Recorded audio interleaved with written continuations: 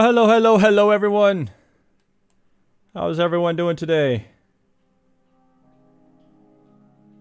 Everyone doing well? No muscles! Hey there. Stein, good to see you. Death Knight. Always good to see Death Knight. Is everyone enjoying their avatars today? I actually play with these in my spare time. They're actually pretty fun. Okay, everything's working over here. Audio's good. Checking my levels. My internet looks good. Last stream was a blast. Glad you thought so, Death Knight. I mean, we did a lot of code last stream, so that's probably why, right? It was just all code. And all code is normally a good thing. So today, we are gonna do more Pluralsight Course. We're almost done with the slides and demos. Like, it's getting there. Like, we're close. We're really close. We might finish in the next 2 weeks. We'll finish the slides and demos for the entire course. Angelo! Hello from Brazil! Welcome! What time is it in Brazil right now? Is it morning? No, it's probably afternoon, huh? Yeah, it's probably afternoon. Yep. 1:04.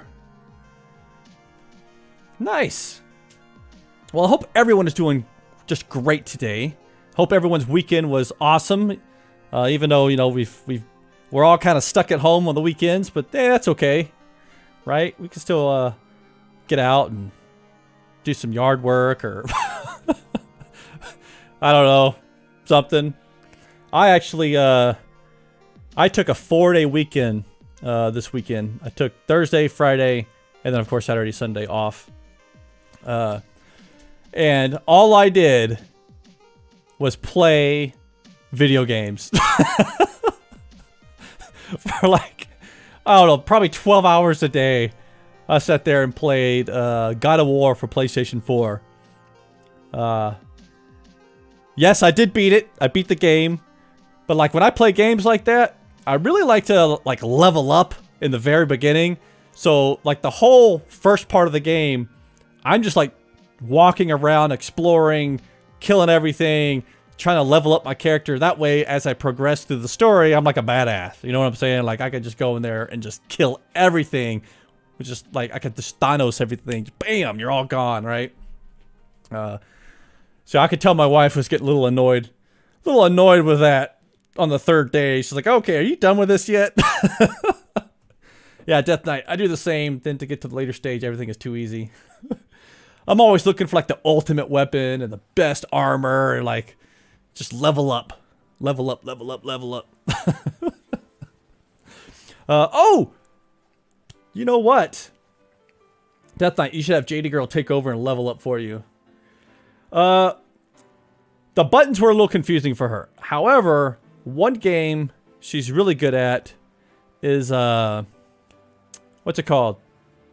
PlayStation... Hold on. Diablo. She is awesome at Diablo. She loves a Diablo.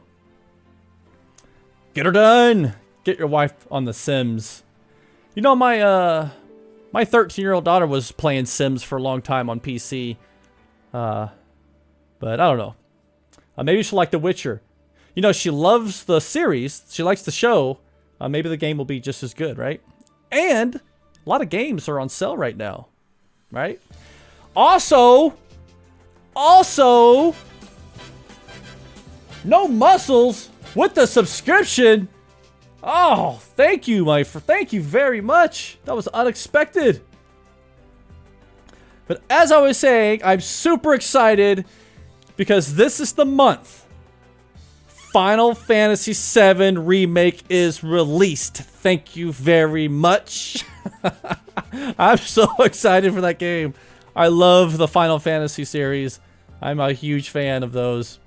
Stein played the Forza Horizon. Oh, that's that racing game, right?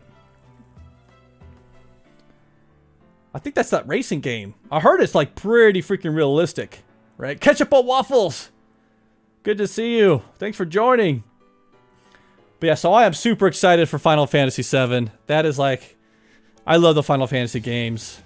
Those, I really like legitimately played those for hundreds of hours, trying to complete 100% of the game, trying to get to like maximum level 8,000, you know, just leveling everything up, looking for the ultimate weapons and just all that stuff. Farming all my stuff so I can get everything. Like, yeah, I'm super excited for that one.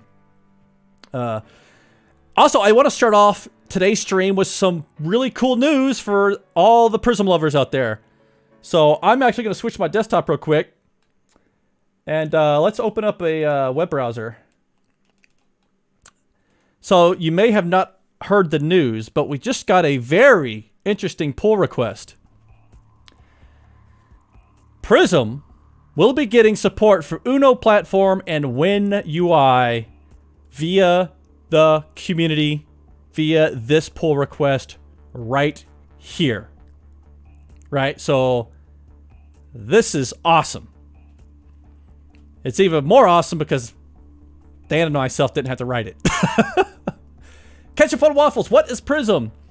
Prism is a framework for building modular, easy to maintain, testable, extensible WPF and Xamarin Forms applications. But now it's going to be for Uno and WinUI as well because of this. And so it's been around since about 2008 and has over 8 million downloads total across all packages. I think for Xamarin Forms alone, just for Xamarin Forms, it has over 1 million downloads. Let's look at our Nougat packages down here. Xamarin Forms Nougat. Yep, 1,045,000 just for Xamarin Forms. So it's a pretty popular little framework. Not to toot my own horn, but toot toot. Stein, will you support the templates for Xamarin Forms on Mac? I'm not. For one, I don't have a Mac. And two, extensibility on Visual Studio for Mac is a pain in the ass. Dan does have a branch of some of that stuff, except it's so time consuming. He just hasn't had time, and it's a lot of work. Like, tooling is a lot of work. So, I don't know. You'll have to talk to Dan on that one. Actually, if you go to the Prism... Here, I'll just paste this in here. If you go to the Prism GitHub, and you look under the sponsor button, you can sponsor Dan or myself. But if you go to Dan, he actually says... somewhere in here... something about the Mac, VS for Mac tooling, if he can get enough sponsors. I don't know where that was at, though. It was in here somewhere. He might have removed it. I don't know. I thought it was under the $25 one. Oh, look at this. You see this right here? Prism Free WP/Uno. If he has 4 corporate sponsors, he'll do it. Ah, too bad. Someone else already did it. Harrison! I know Dan was working on that and said that he would make that available to sponsors on GitHub, but I haven't heard much more of that. Yeah, it's very time consuming. Heck, just my extension that I wrote for Visual Studio is very time consuming, but it's out there, and so, you know, it's good, but still, just getting the first version out there takes a long time. Okay, let's go ahead and jump right into that. Oh, Ketchup on Waffles. Started working on JS framework this weekend. I just hate it. There's something about doing it yourself that frameworks can't give. Any thoughts on that? Oh, which JS frameworks? I think the great thing about a framework... Oh, React. Oh, God, I hate React. Yeah, you picked the wrong one to choose, my friend. God, no. Stay away from that one. Especially if you're just, like, learning it. That's Yeah, that's, you talk about the wild, wild west of frameworks. That is it right there. Yeah. I like more structured frameworks personally. Something that guides you down a path, right? Well, I'm talking, I'll get... I like frameworks that guide you down a path to success, not give you so much rope to hang yourself with, right? So, frameworks I like, for example, I like Angular a lot. Mainly because I'm a desktop developer and coming from the desktop to the web on the Angular side, Angular fits a lot of the stuff that I already do in Prism, okay? It has modules, right? It has DI built into it. It has the concept of components, which maps to a user control. And actually, Ketchup Waffles, I don't know if you've seen my my YouTube channel. Hold on. Let me just put that in there. Check out my YouTube channel. I actually have a series on desktop to web, how to take your WPF skills to the web with Angular. So check that series out when you get a chance. I kind of walk you through how to use each of the concepts of Angular and kind of how it relates to WPF. But the thing I really like about Angular is every app is structured the same way. So this is especially important in enterprise type applications where you have tens, hundreds of people working on the same app, hiring new people to come into your application code base. The people who use Angular, they already know how to navigate your code base. They're already familiar. They already know how it works. They're comfortable in your code base, even though it may be the first time they're seeing it, right? However, if you get into just crazy frameworks like React that are super flexible but let you do whatever the hell you want, there's no guidance, there's no, patterns. Everything is just do whatever you want, however the hell you want to do it, right? And so that itself is a problem on the maintenance side of things. You can't have, every app is written differently, so you can't hire people to come in and just feel comfortable in the code base, right? It's crazy. It's nuts. Especially with React, you have a whole separate language like JSX you have to learn, and that's just freaking annoying. Like that, nope. I'm done with that. Bobby, what's up? Thanks for joining.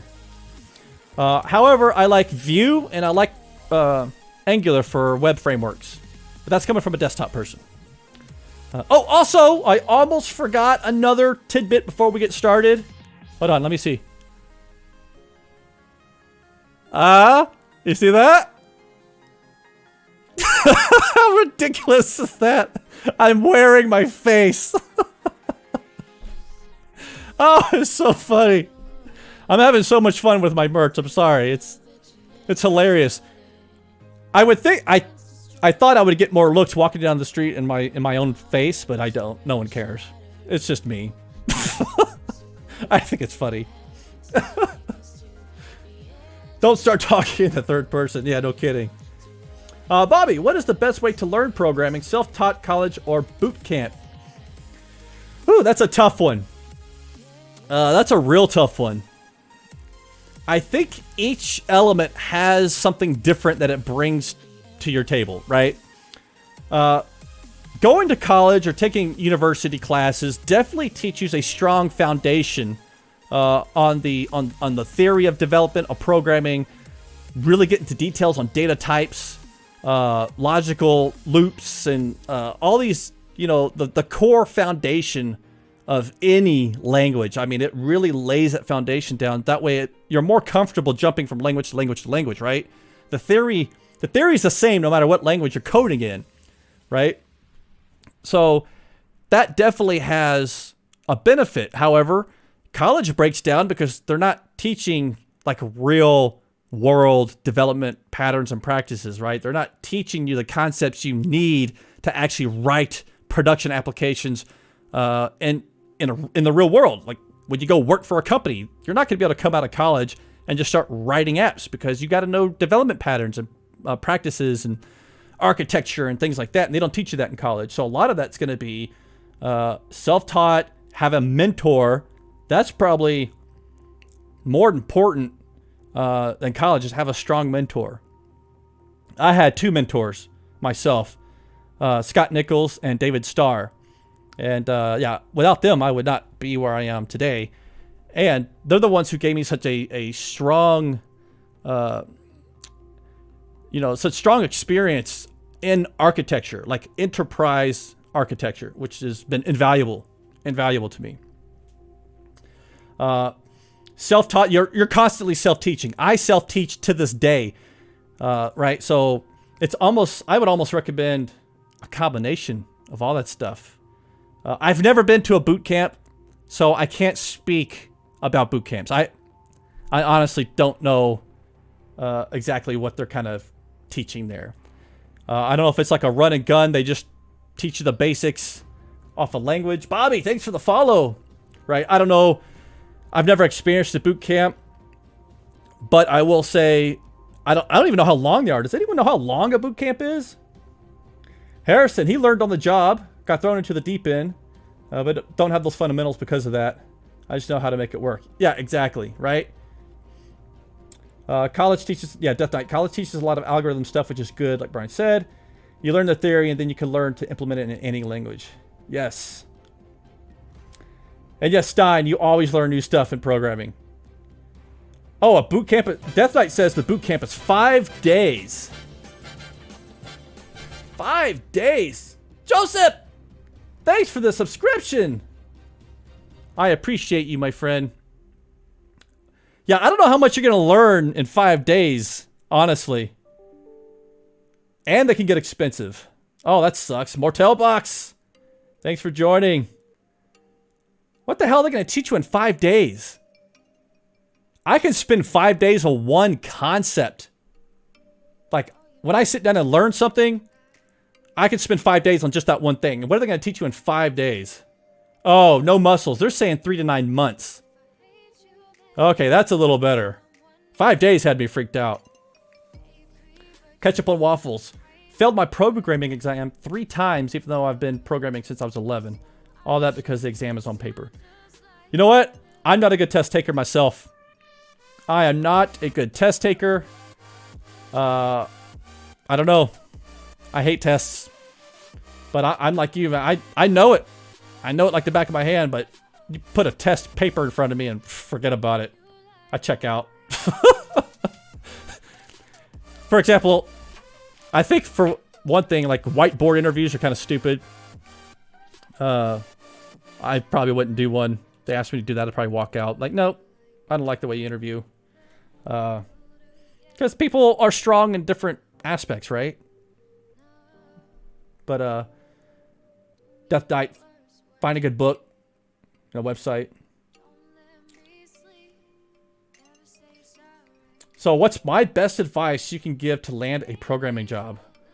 Apply for a job that you feel, for one, that you qualify for, right? Make sure you read the job description. And when you go, make sure you study that job description. And make sure you are comfortable with the concepts that they point out.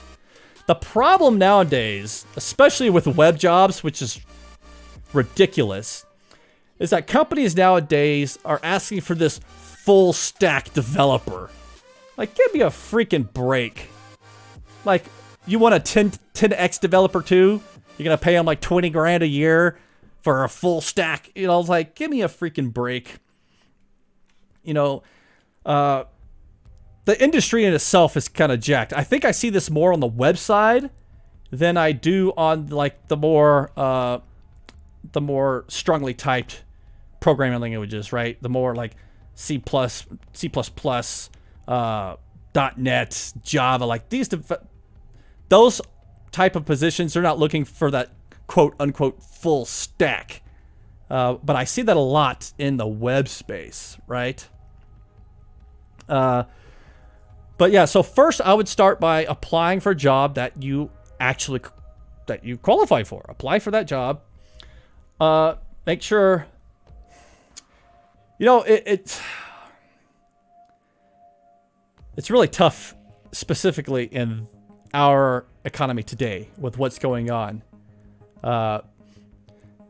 You know, a lot of an interview, honestly, yes, they care about what you know, obviously. So you need to be able to articulate your experience or your knowledge. However, keep in mind, with any job, I don't care what job this is, they are hiring you.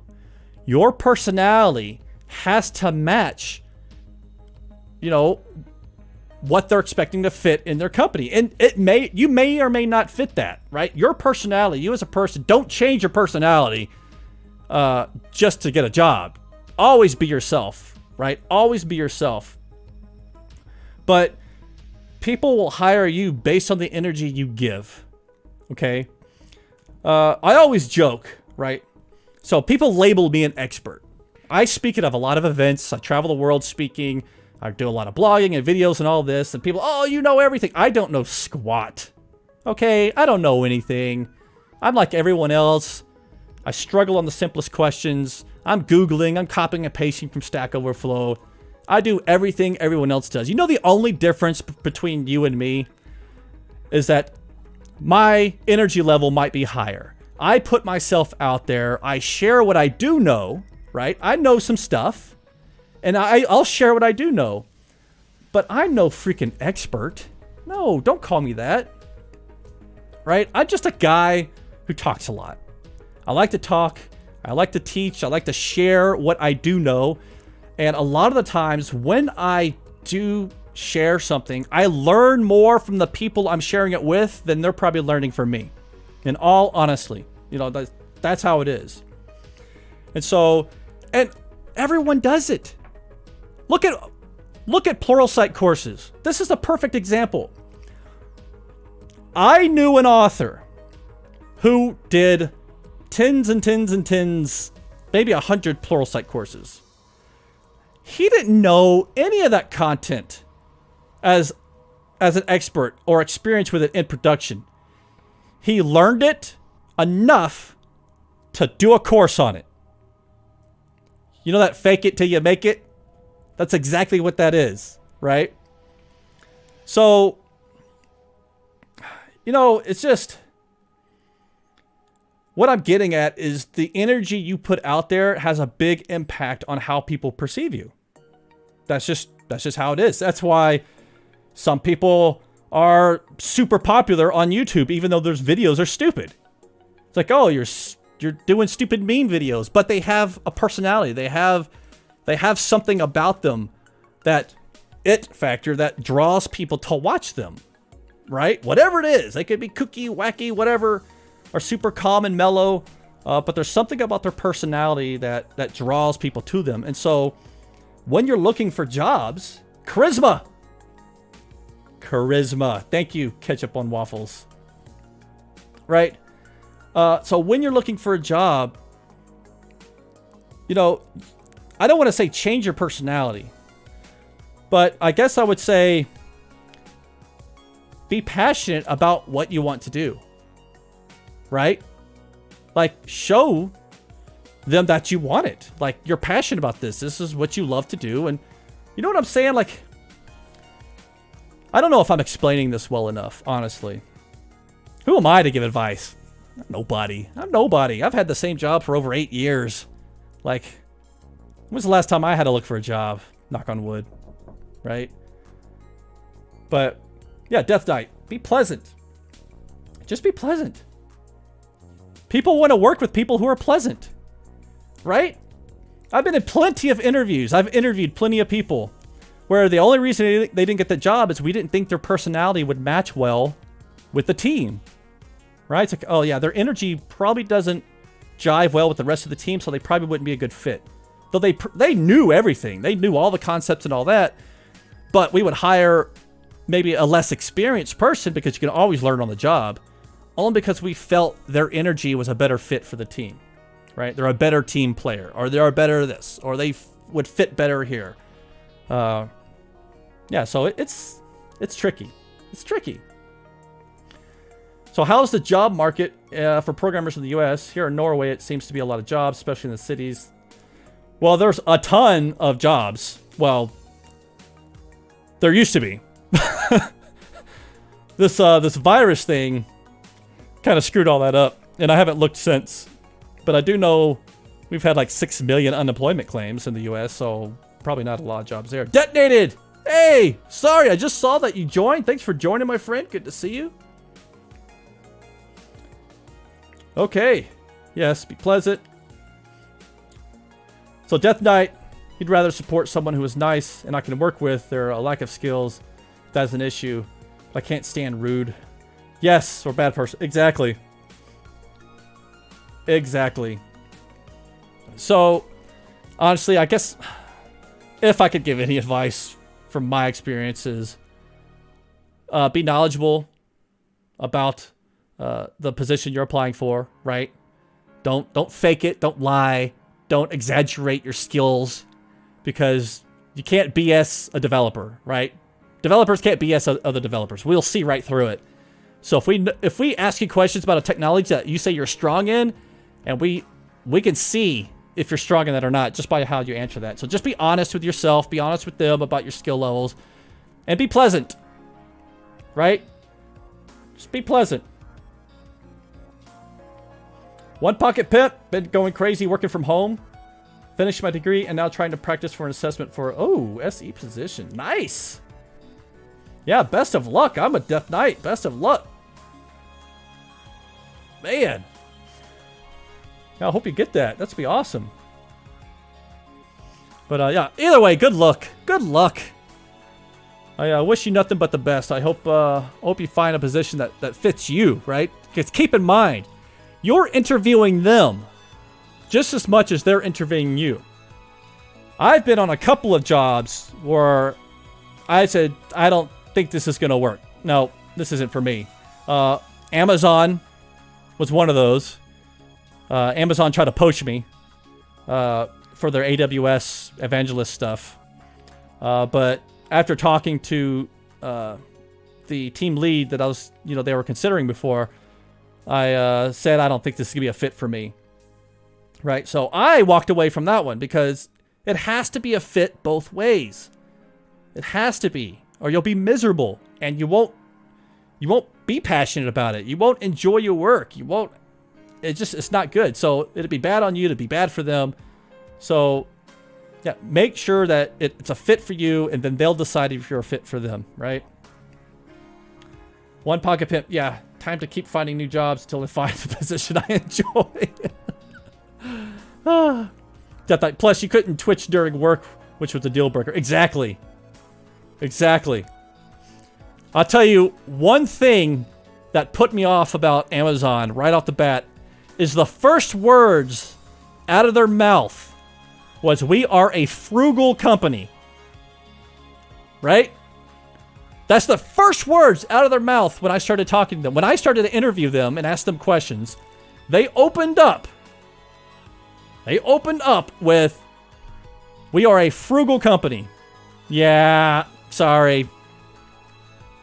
Not a company I want to work for. Yeah, frugal meaning cheap.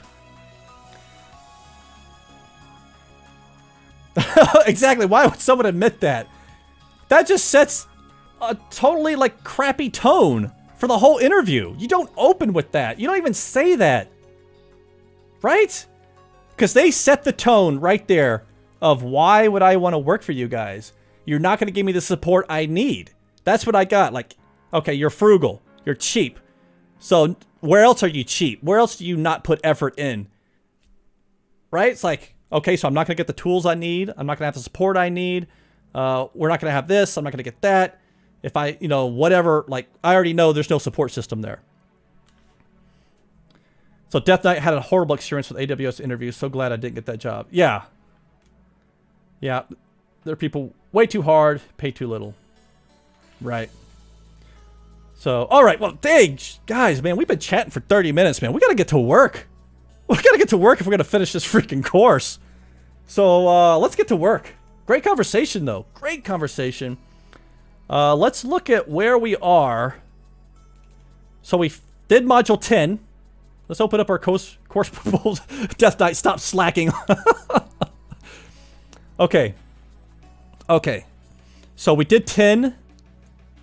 So that means we're going to start 11, which is getting more out of your navigation. So we're talking about navigating to existing views, confirming or canceling navigation, and the navigation journal. And then lastly, showing dialogues. Okay, we are almost done with the hard, well, We're almost 50% done with the course. So, all right. Let's get crack-a-lackin' on this. This is module 11. I'm going to copy this title here. Because we have to do our slide deck.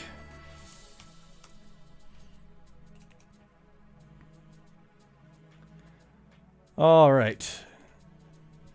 What is my phone going off for? Someone's at my door.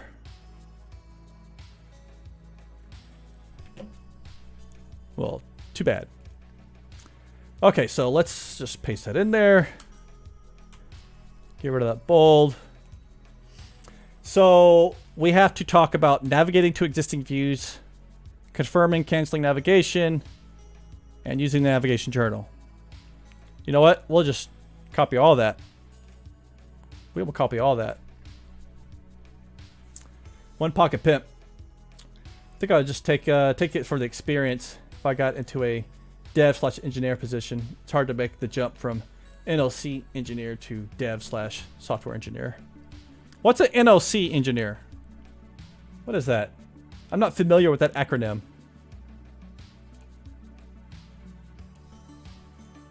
Network Operations Center. Oh, okay. Yeah, you know, and sometimes when you're starting out, it's really tough. Because honestly, you're probably just, you know, a little desperate to get your foot in the door. And you will just take anything, right? It's like, God, all these places need this experience. I don't have any. I need someone to give me a shot, right? Like, just give me a shot, somebody. So yeah, I totally see that.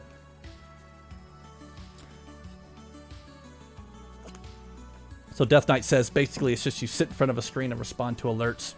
I do that now. What are you talking about?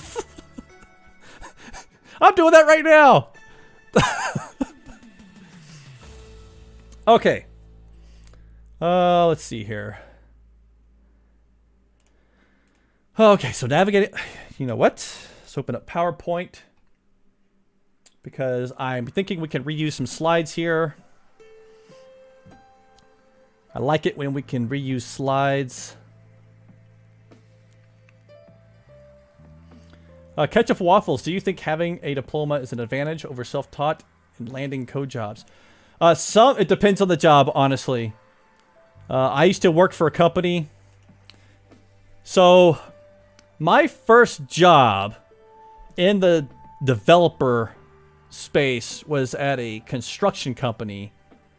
And it came on as a web developer. But if I wanted to get any higher than that, I had to have a degree. The company had a policy that you could not go any higher than this level unless you had a degree. So that forced me to actually go and get a degree. But that was a long time ago. That was a very long time ago. However, I think times have changed. The more companies are a lot more lax on that, right? I'm gonna copy all these. Let's copy all those. Oh my gosh. Okay.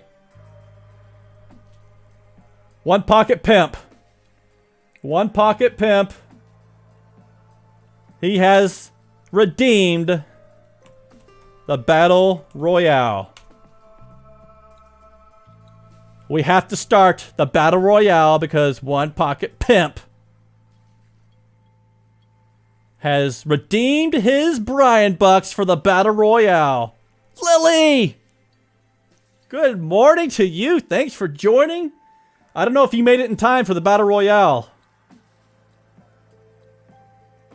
But One Pocket Pimp just redeemed his Brian Bucks. Finally some class in this channel. Yep. Okay, so I'm going to copy all of these while you guys battle it out. I'm just going to paste it at the end here because I'm going to reuse this. Okay, so navigating to existing views. I'm still laughing about the slots stream a couple of months ago. Not sure about that class.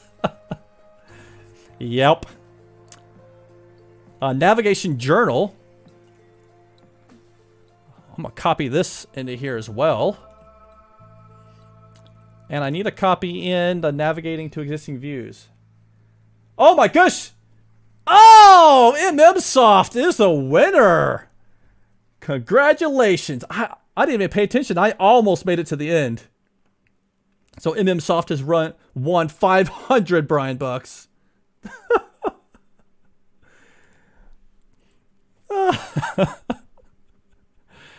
Congratulations, MMSoft. Okay, so next. Okay, we need navigating to existing views. So I think I have slides on that too, but it's up here.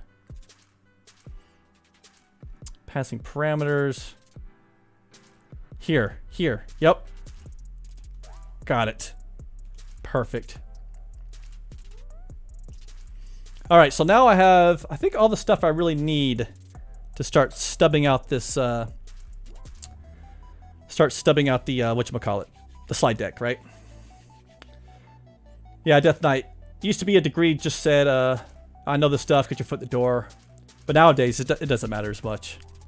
It really doesn't. Some of the most intelligent and smartest developers I know don't have degrees. My company, Infragistics, does not require a degree. You just have to have the skills. Just have the skills and we'll take you. Okay, so first up. Well, hold on, let's do this. Let's add, I need some breakpoints here. Boom. Right, so this is, whoops, navigating to existing views.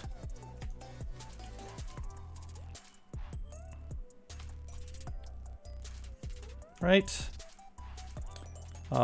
This is, what is this? Confirming or canceling navigation.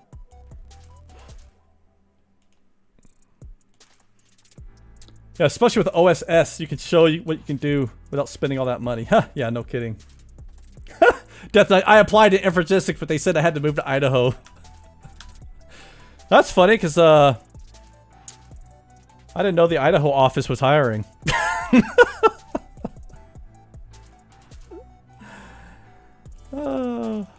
That would be awesome. I think I capitalized this.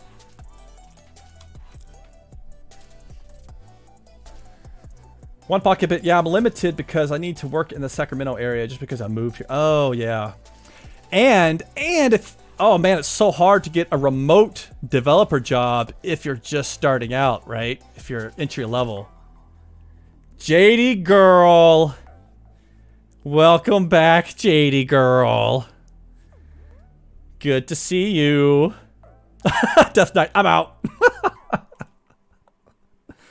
So just so everyone knows in the chat room, JD girl is my 10-year-old daughter, my biggest supporter, my biggest fan. So show her some love. Make her feel welcome. She's supporting me on my stream. She's the one buying all my swag.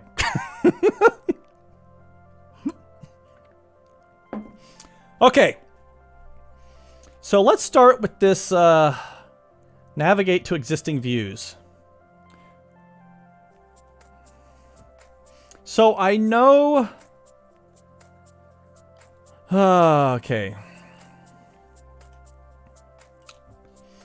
How should we... See, getting started is the worst. I almost feel like our first slide is talking about the default navigation behavior, kind of reviewing that. Right? So let me do this. Let me open up the module 10 slides. I think I'm going to repeat a slide in here. I think I'm going to repeat this slide. How do I copy this slide? I just want to copy it. Control C.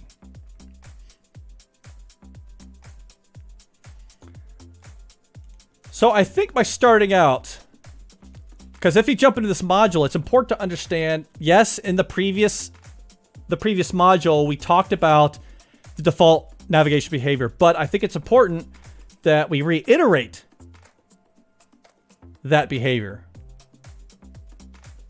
right? Or maybe we don't mention that here. Crap, I don't know. Now I'm thinking. Now it got me thinking. Jada girl, I have 550 Brian bucks. That's a lot of Brian bucks. What are you gonna spend it on? What are you gonna spend your Brian bucks on, Jade?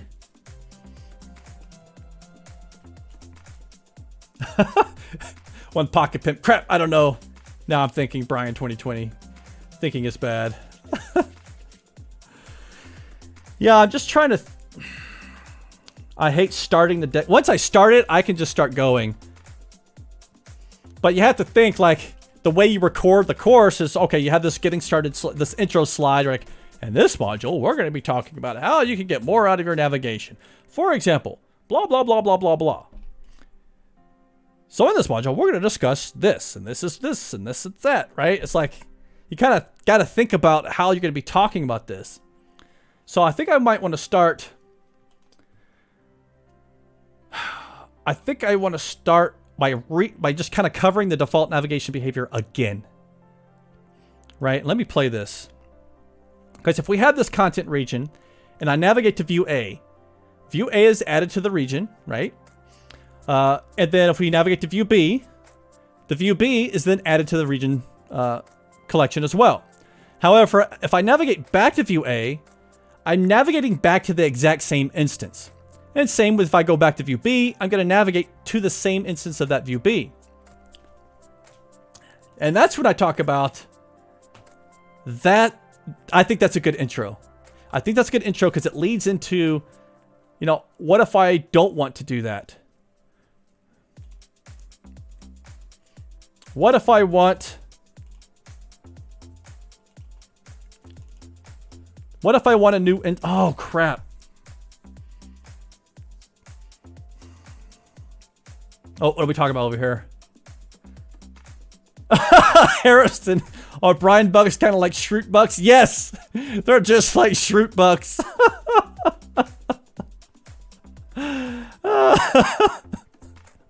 Slightly more useful. I love that. Shroot bucks. Huh, JD. I'm a pro at this code stuff. Yes, one pocket pimp. One day Brian bucks may let us buy Brian swag. Actually, maybe.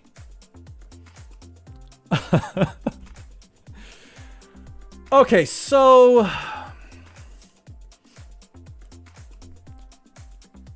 Ah, crud. I'm not sure. Let's do this. I'm gonna bring over... Stop doing that. I'm gonna bring over my sample code.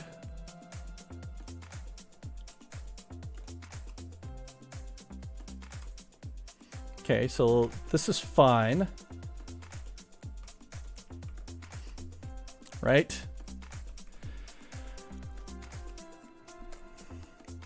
Okay, let's see.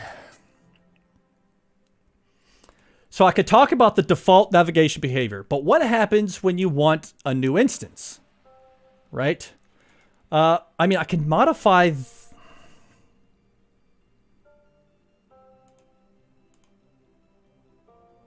What does this do?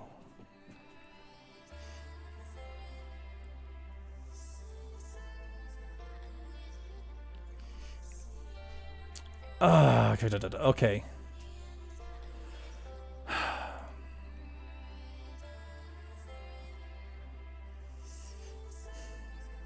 I'm not... This is harder than I thought it was going to be. Ketchup waffles. Anyone else have that feeling where you feel comfortable in coding and then you watch some coding videos and you feel like you don't know anything? For the most part, when you watch a video, those people recording that video have either rehearsed, practiced, already went through that demo, or edited it to make it look that smooth. Trust me, when you watch my Angular series, it looks so super smooth. But keep in mind, I screwed up tons of times. type the wrong thing all the time, and I had to edit all that stuff out to make it look like I know what I'm doing. It's all a facade. It's all a facade.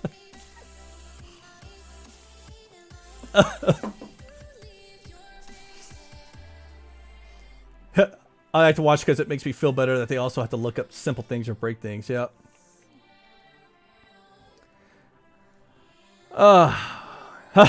Death Knight. Spelling as Brian's Pumpkin King. You got that right.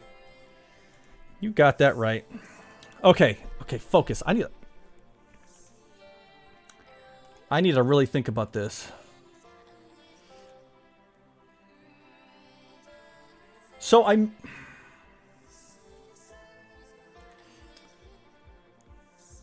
So why... Catch a wop. Is that why no one does live programming? I do live programming. You watch me here live programming. Heck, last Thursday we did nothing but code. Okay. I think I have to kind of come back to iNavigation aware. This. Copy that. I think I'm going to have to show this slide again. Right? And I'm going to have to highlight this. Maybe like green, orange. I mean, green kind of stands out, right?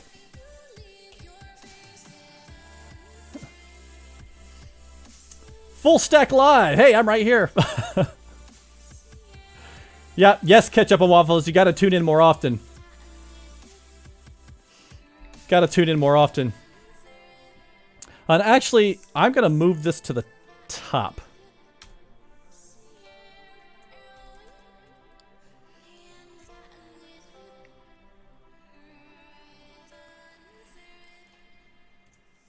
So I'll highlight that iNavigation aware interface and say the is navigation target. So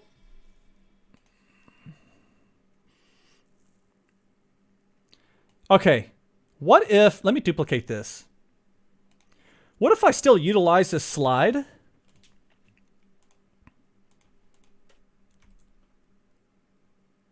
Crap.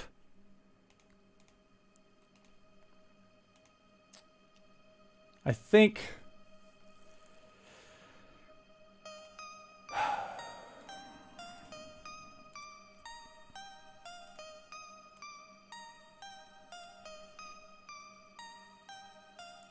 Okay, let's do this.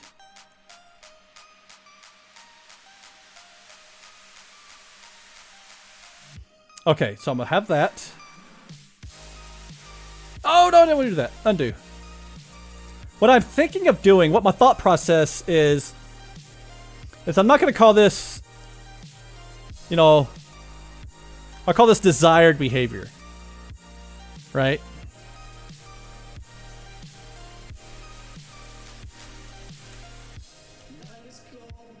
Because my thought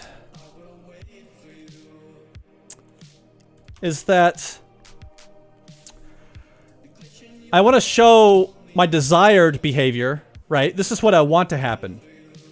And then I can jump into the iNavigation aware interface, is navigation target, give an example, and then demonstrate by setting these properties to false or true how it's going to behave. That's kind of what I'm thinking. Kind of what I'm thinking. Okay.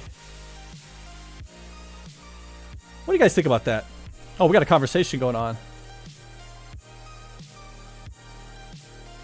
Twitch chat is effective productivity blocker. Okay, so I'll start here, right? We have a region. Let's delete this. We'll come in here. Delete that. No, delete that and delete that. And let's go animation pane.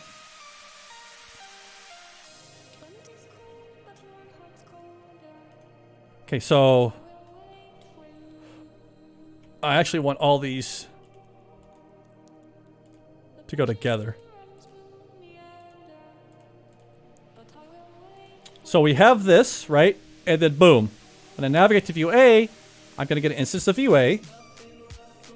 Okay. Then I could delete that.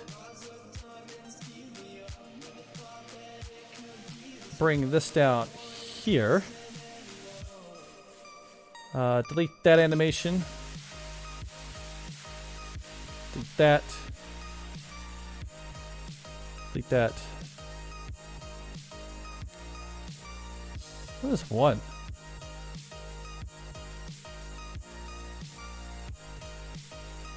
Okay, something's weird here. Okay. Oh my gosh. JD girl, well, I just want to say hi. I'm going to go. See you later, Brian fans. You know what it is? She wanted to play with the avatars, and the avatars are turned off. That's what it was. She loves the avatars. Actually, I'm going to add Brian bucks for turning on avatars.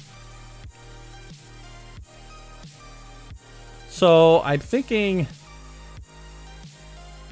You know, I'm thinking all this could go together.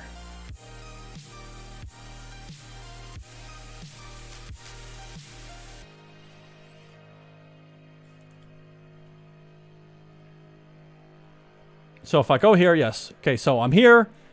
We navigate to view A. View A is added to the region. We navigate. Oh. Okay. Actually,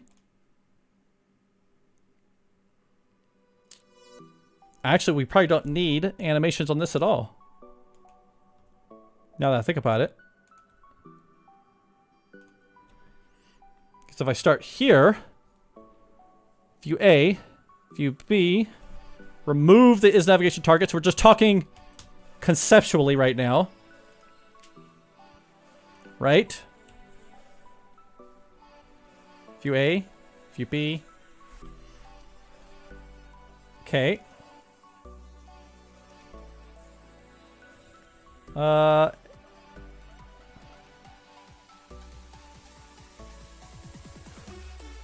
duplicate this again because I don't want to lose it. And we'll delete that. Yeah,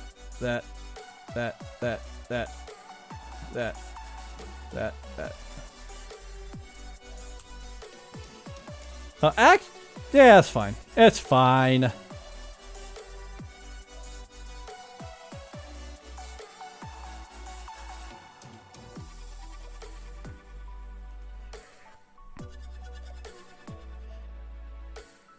Oh, wrong one. Wrong one.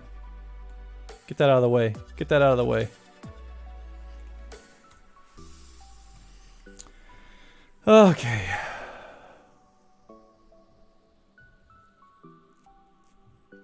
Lagunas. Or we could keep them constantly on.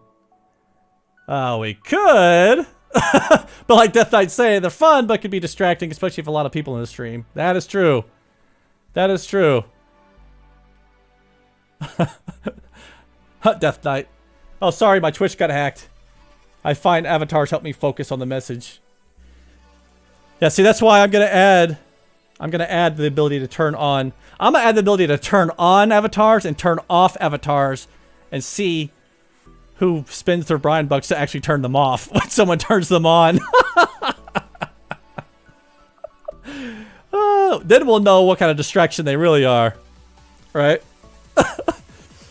Okay, so the idea that I'm going with here is the default navigation behavior. I'm gonna start by opening up with this is how it works by default, right? So here's a region. You navigate to view A. You navigate to view B. If you navigate to view A again, you're going to be pointed to that same instance. If you navigate to view B, you're going to be pointed back to that same instance in the navigation stack, right? However, what we want to happen is when we navigate to view A, you know what? I don't need that. Don't need that at all. Actually, I don't need these animations. And actually, I don't need this. I only need this.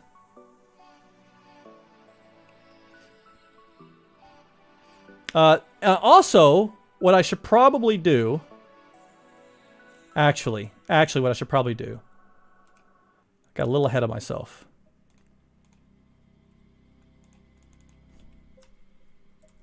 I should actually demonstrate going back to view A. I want to control that one.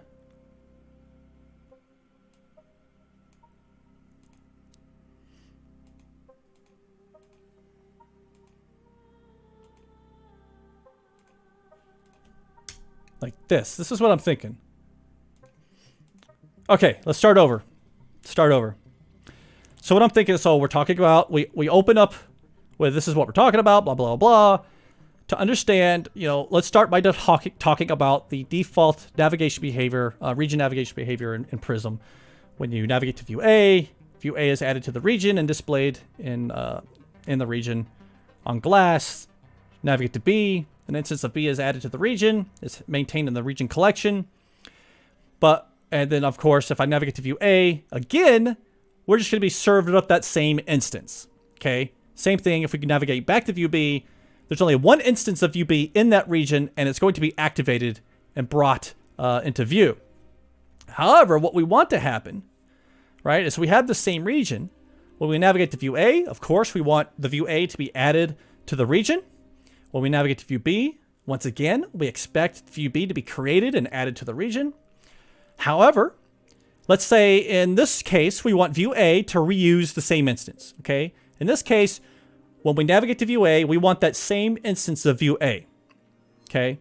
But when we navigate to view B, we don't want to reuse the same instance. In this case, we want a new instance of view B, okay? And we're going to use that instead. And then we'll be able to, you know, navigate back and forth between them. By the way, you need to update your Pluralsight course. You're only talking about WPF. What are you talking about, Dan? I'm updating it right now. That's what I've been doing for like the last 8 weeks. I'm confused. So one pocket pin. Turn avatars on 3000. Turn off 1.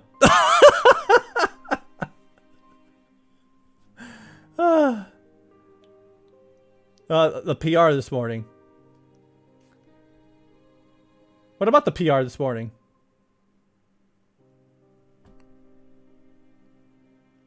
Yeah, what about the Uno PR?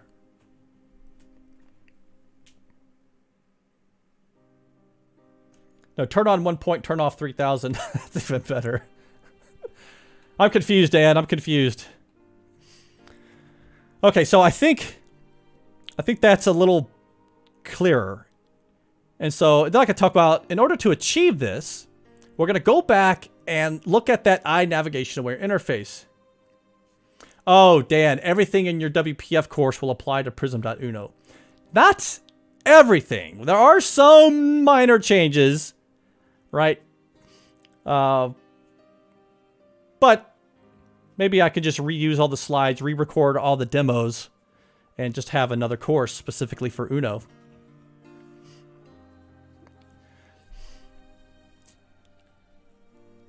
What is the conversion rate for Brine Bucks? Oh, I don't know. It tells you. It tells you. I'm not sure, Harrison. I think if you like hover over it, it like tells you how to earn or something like that. I think it's like for every 10 minutes you get like 5, something like that.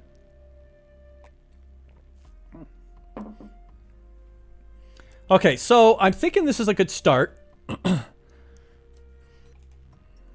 Then we talk about iNavigation Aware. So if we think back to iNavigation Aware, specifically the way we accomplish this is by using the isNavigationTarget method on this interface. So an example of this would be if we had a view or view model that implemented the iNavigation Aware interface, and we were passing you know what? I should probably put some animations on this. That way I can kind of talk through it, right? So watch for 5 minutes, you get 10 points. 50 for, yeah. Death Knight has it. He pasted it in there. Okay, so... Okay, I don't...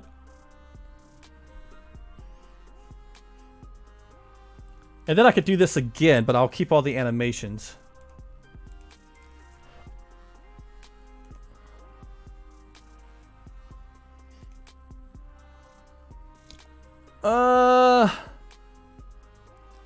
I don't know.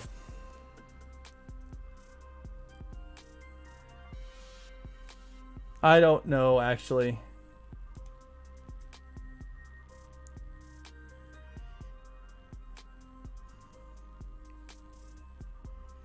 Crap. Maybe that isn't a good approach. Maybe.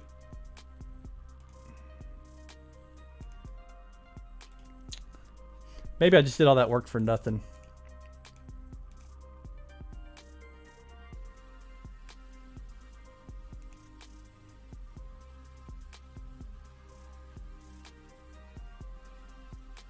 Oh, maybe this isn't the best.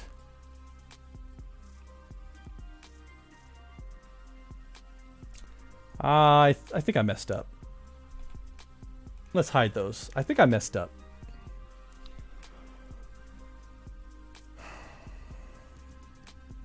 Yeah, I think I messed up. I don't think that's a good approach.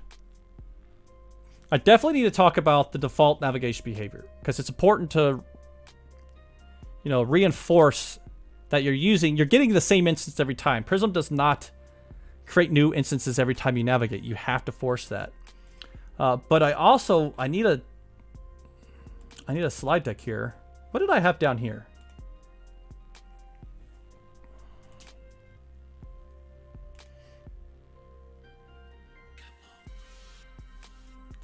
I mean, I have this.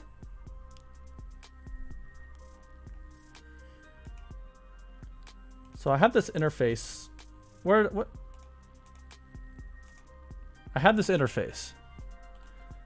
So let's do a new slide past this interface.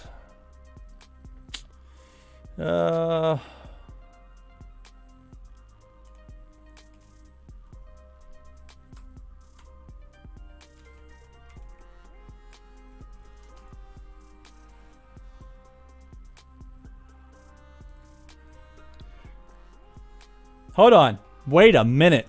Wait a minute. I think...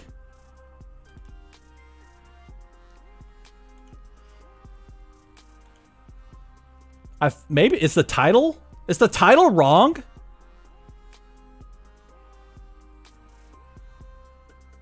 Navigate to existing views. Well, we're actually creating new views. By default, you get an existing view. Well, no, because if I have, like in this case, I have like 3 view Bs, I'm gonna pick which view B I want. So no, okay, no, the title is okay. The title is okay.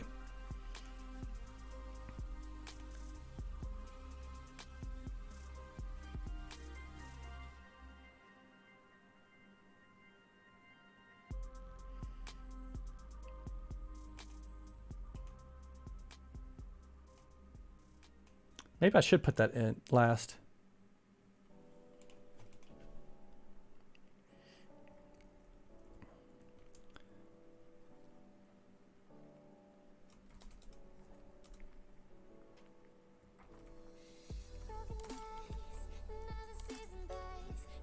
Right?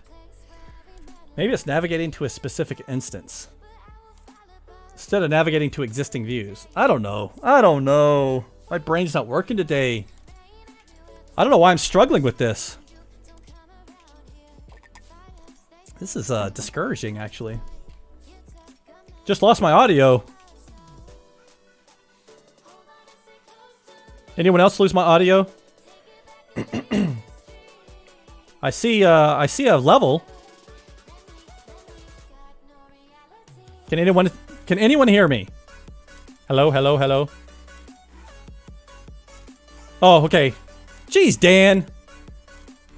God, always causing trouble. You're trolling me, aren't you? Okay. Yeah, I'm really struggling here. In lurker mode.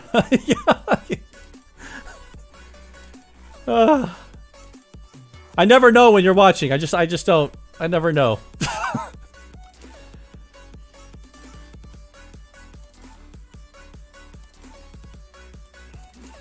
I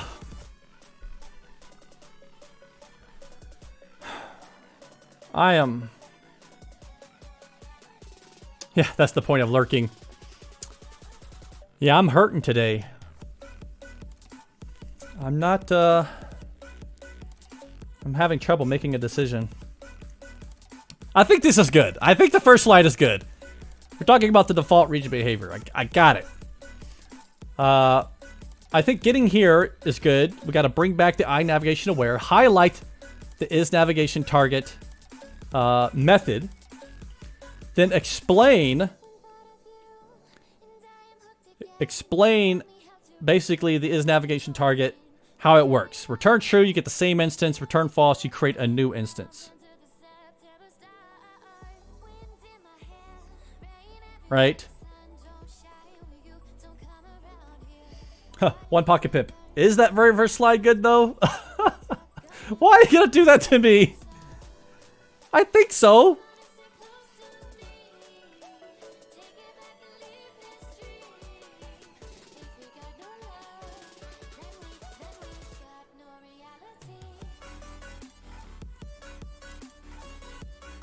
I'm not sure about this one. Oh, that's the third slide. Yeah, third slide. Okay, the third slide. I think the third slide. I meant... Okay, yeah, you got me. The third slide. I think the third slide is pretty good. I'm just having trouble finding the flow. The flow into the content. The demo in this is going to be super easy to write. Like, stupid easy to write. So I kind of like... Okay, I think I want to... So, view A.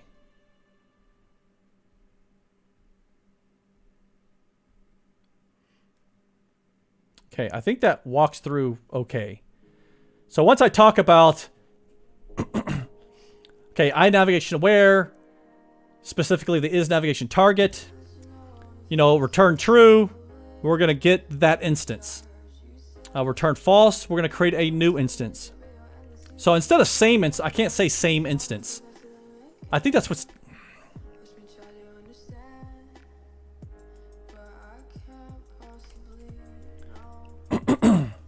Use current instance.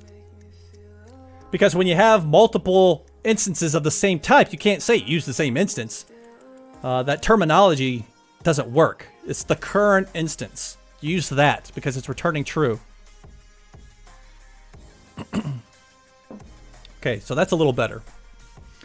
And then, so once I get into return true to use the current instance, false to create a new instance, here's an example. In this case, we're grabbing an address, the to address from the parameters. We're going to check the parameter address with the view model's current to property. If they match, this is the same data object, right? This is the same object we're dealing with. We're going to return true, and we're going to load that instance of the view, or view model. Otherwise, it's not the same, and we're going to return false, which would force us to create a new instance. So this is how that behavior works.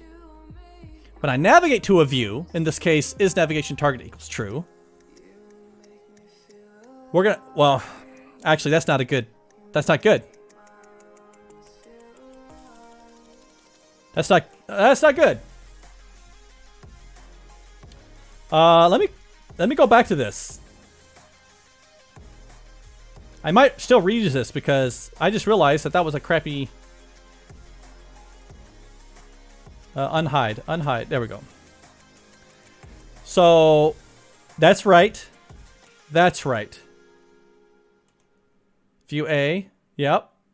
But in this case,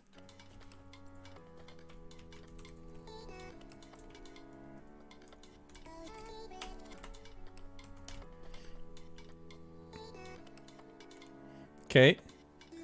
Then when we navigate to view B again,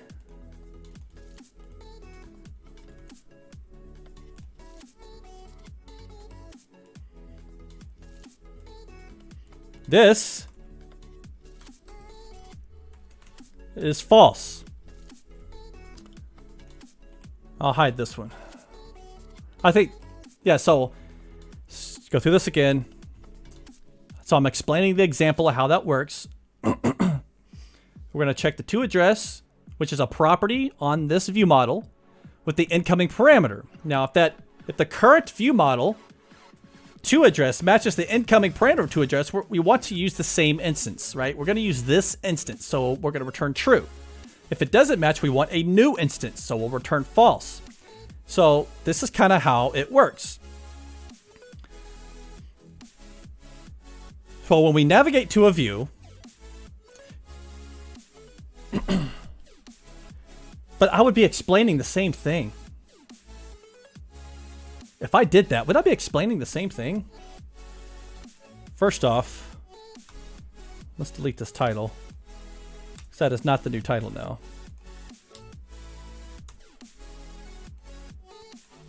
I'll need to think of a new title.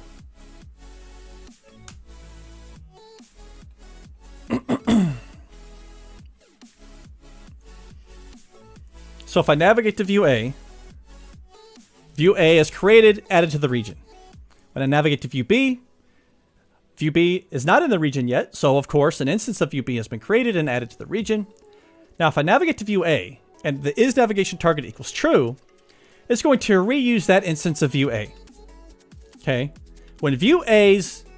Oh, wait a minute. You know what I should do?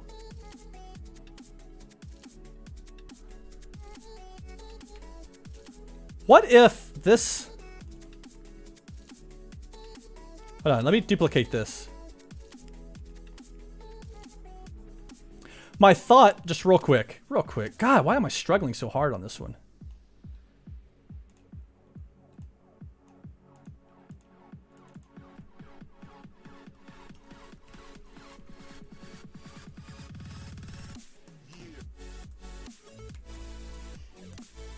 This is more representative of what's actually going on.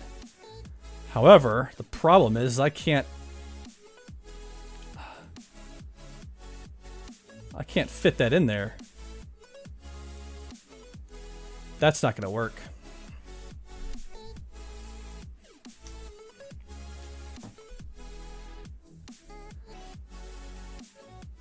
Oh my gosh.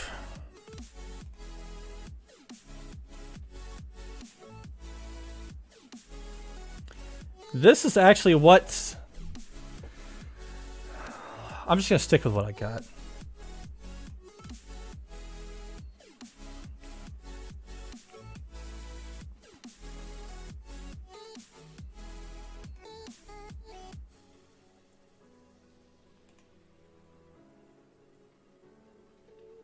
Yeah. Definitely struggling on this slide deck. I'm almost considering of just skipping this part and going on to confirming or canceling navigation. Oh, God. Why is this so hard? Am I overthinking it? Maybe I'm overthinking it. It's possible I'm overthinking it.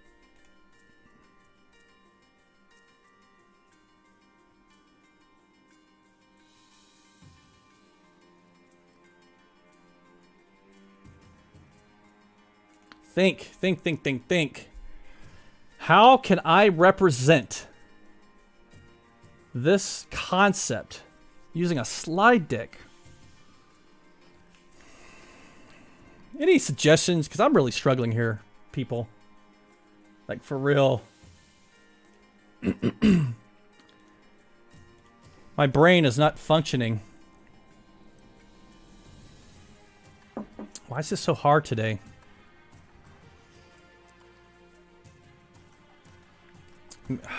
You know what? I'm gonna just... When I get stuck, let's move on. Let's move on. Okay, so this is fine.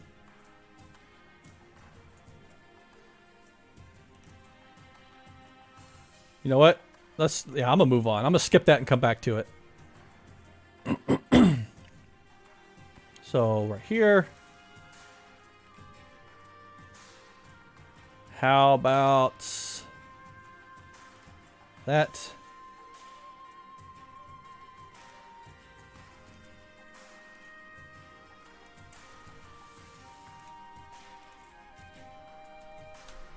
Right.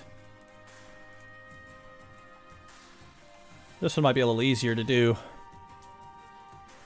Because this one is actually pretty freaking easy. And lurker mode. Oh, dang, I have to run. Real life calling. See you later. Hey, thanks for joining. Appreciate it. Sorry I'm not making good progress today. I'm hurting. Death Knight, yeah. You don't get bogged down and get that on the second pass. Yeah. I'll just try to move on.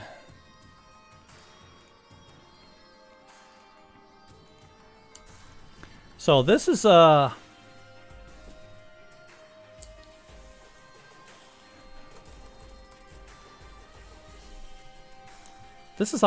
IConfirmNavigationRequest.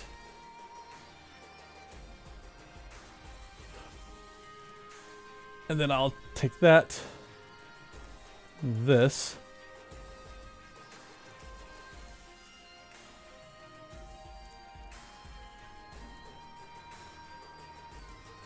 Put that there.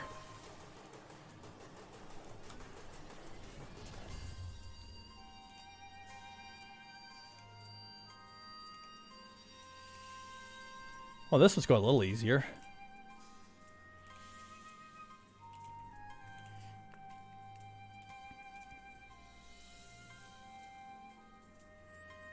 Now, the one thing I really dislike, that IConfirmNavigationRequest implements iNavigationAware. I really dislike that.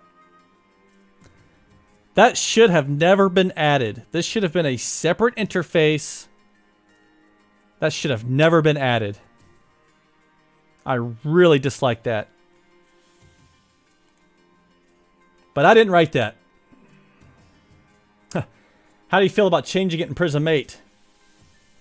Well, the problem with making this change is that it's a hidden break. There's no compilation error that's going to occur. The app just won't work. You know what I'm saying? Like, I hate those kind of breaks. I feel more comfortable doing compilation breaks where if you compile it, it's broken because an interface isn't implemented or something like that. But I really hate when you change something and you don't know it's changed. And there are Prism apps out there with hundreds of modules in them. Thousands of views and view models. And that would just be... oh my God. That would be a brutal break.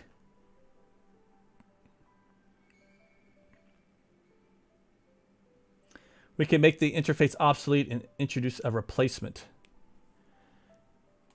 The IConfirmNavigationRequest. Yeah. Actually, that's not a bad idea, Dan. That's not a bad idea. And we could do IConfirmNavigation instead. And rename this. I mean, that's a possibility. Let's have a conversation about that later, Dan. That's okay. I think I feel more comfortable with that, right? Okay, let's do this. I'm gonna add my example in here. I would say we would probably want to continue supporting it for Prism 8 to not break people, and we can remove it in 9. Yeah. I agree.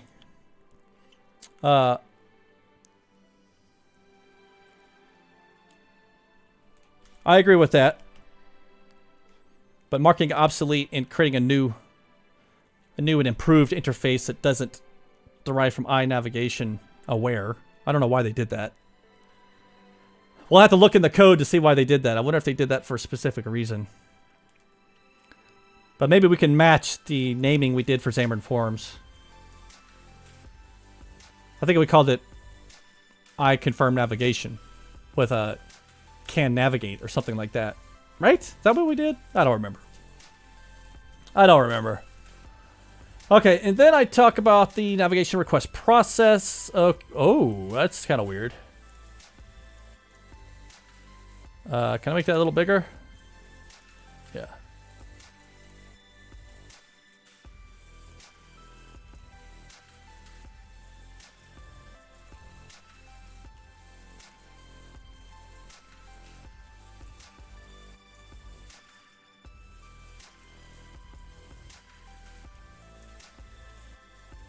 Ah, close enough.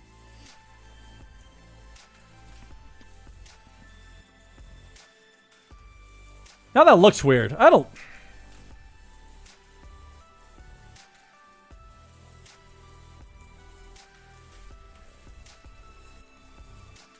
I'm just going to shrink the text.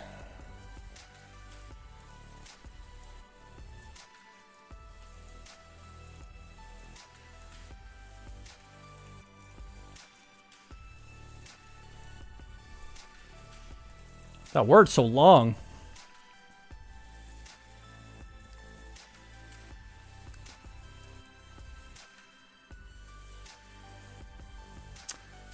Death Knight. When Brian Lagunas, Dan Siegel guys work on a new version of Prism, do you have a separate repo? No. Nope. We do not have a separate repo.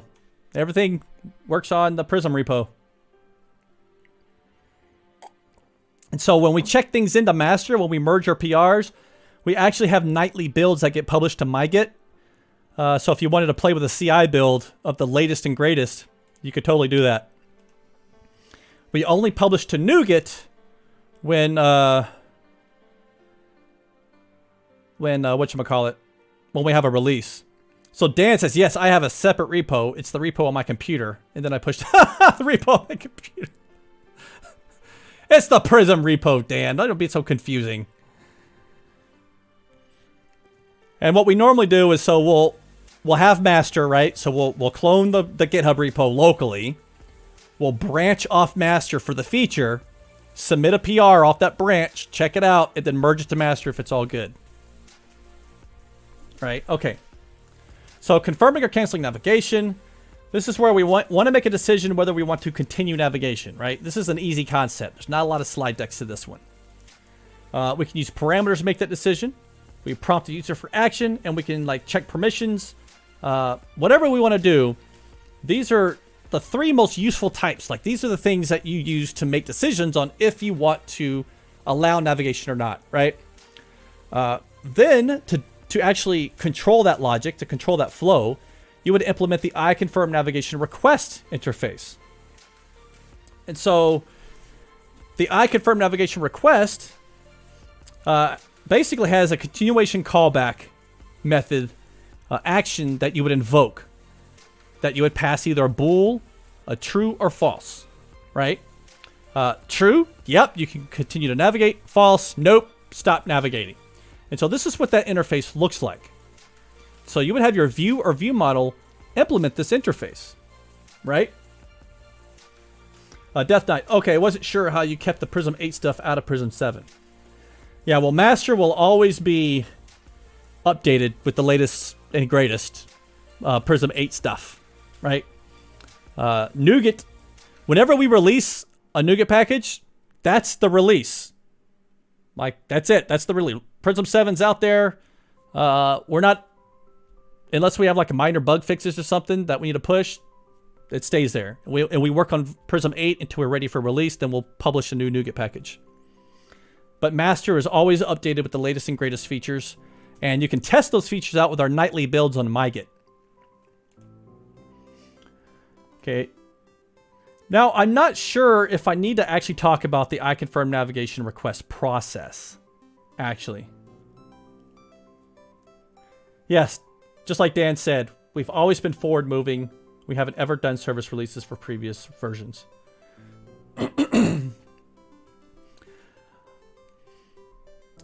So maybe I do need to cover this. Is this animated?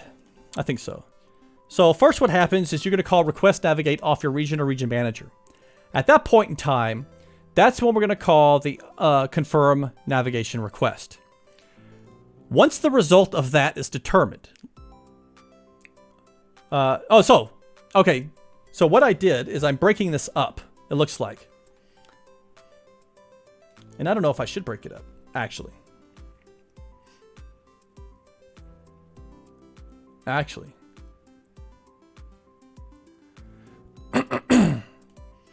thinking maybe I should continue. Maybe I should continue with just the process and then show an example. Yeah, actually. Oh, dang it.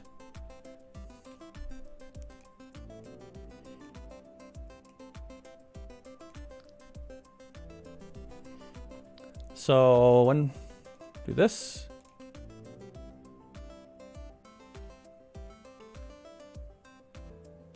Oh, no. Nope. Hold on. I'll get this figured out. I will get this figured out. So I actually want 3 at the top. That becomes 1.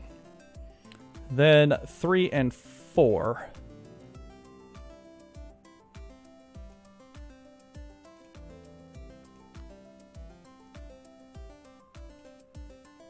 Right? And then 2, and I think I got it now. No! Oh, I gotta move 2 under there. 3, 3, 4. What is this 2?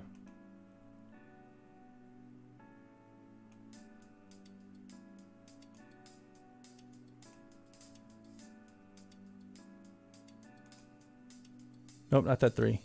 Not that 3. That one.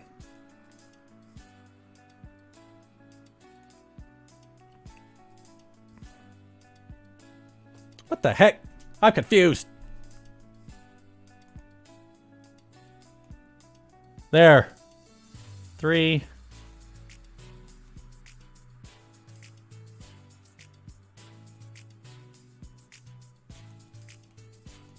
There we go. I think I got it. I think I got it now. So I'll talk about the process. And then continue navigation process. Okay, then we get... I think this is better. I think this is better. Actually.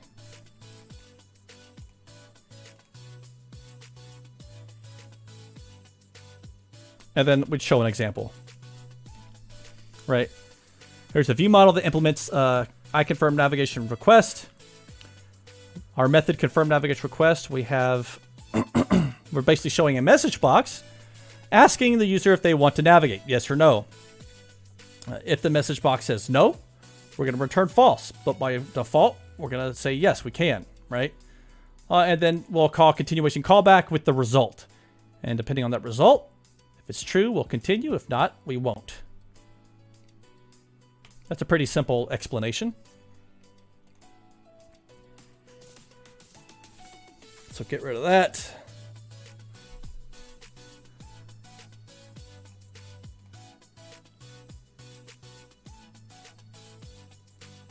Okay, that's okay.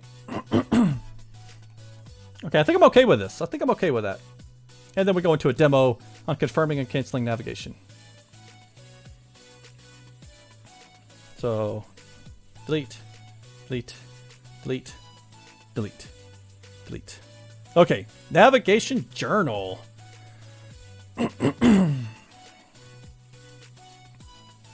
just copy that.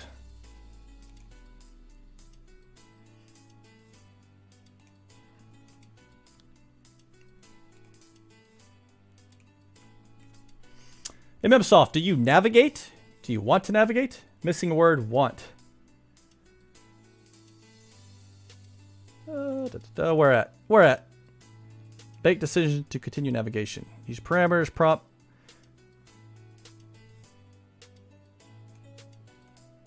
Oh, in the code. In the code, okay. Oh! Great catch! Soft.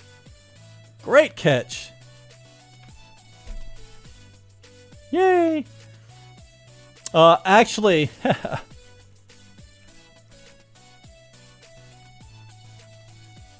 we're gonna do this.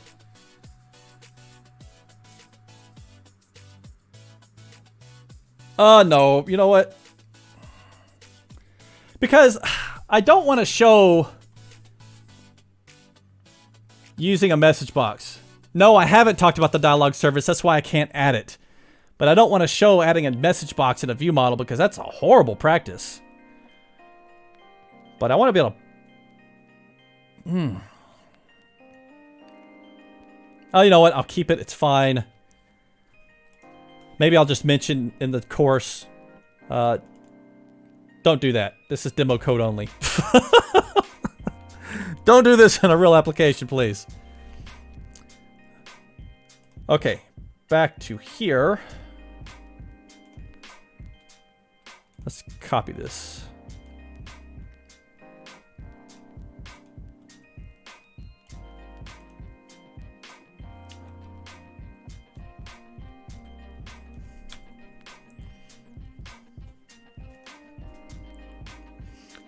Okay, easily navigate forward and back. Go back, can't go back. Go forward, can go forward. Access from the navigation service.journal property. Works only with region navigation. Well, I would, but if I do that, I think it squishes the code too much.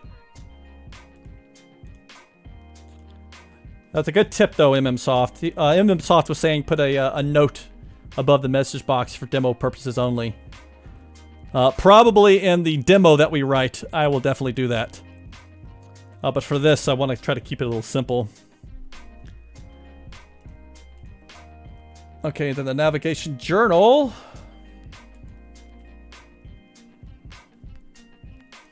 This is a little better. Okay, so... what am I explaining here? So the region contains these views, right? A, B, C, D, E, F. Or no F, just E. Let's say we're currently on E. Okay. And we want to call the navigation context.navigationservice.journal.goback. Well, first what happens is the journal will check if we're allowed to go back. Can go back equals true. If it's allowed to go back, then now the active view in the region becomes that view. Right? Now, same thing if I want to go forward. If I want to go forward, we have to have a view to go forward to. Okay, and the navigation journal is smart enough to know this. So we'll call navigation context.navigationservice.journal. Go forward. It's going to check. The journal is going to say, hey, do we have a view to go forward to? Yes or no? Can go forward equals true. Perfect. We got one. We can now go forward. It then activates that view, that region in the region, or that view in the region. And that's it. That's how easy it is. I mean, that's the concept. It's very simple.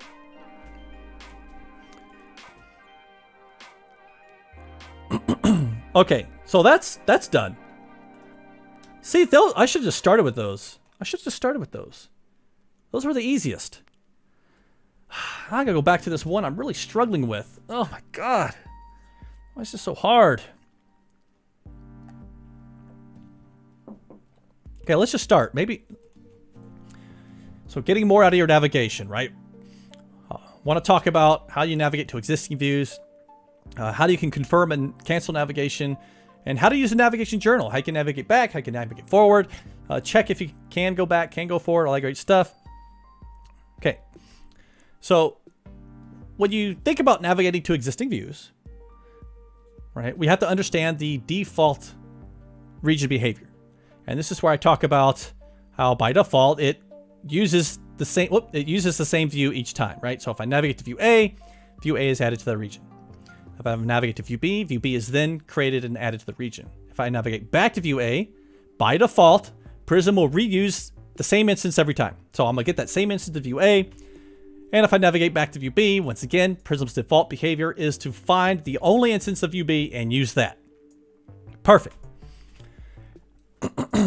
Now this is where I had to disconnect. Right? MMSoft, utilizing current view or creating new views. You mean for the title? Yeah. Yeah, I might have to work on the title for sure. I think maybe this isn't clear. Because technically, by default, Prism uses the existing single instance view. I should almost say specific views. Navigate to specific views. Or something like that. Like, I don't know. Man, got something in my throat. Got a little coronavirus.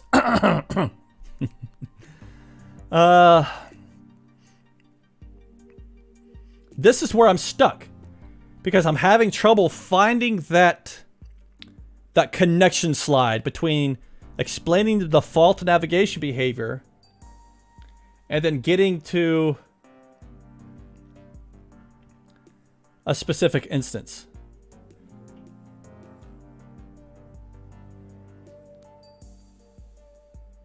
Right? So, hold on. Maybe this is the connection. All right, maybe I gotta have some options here.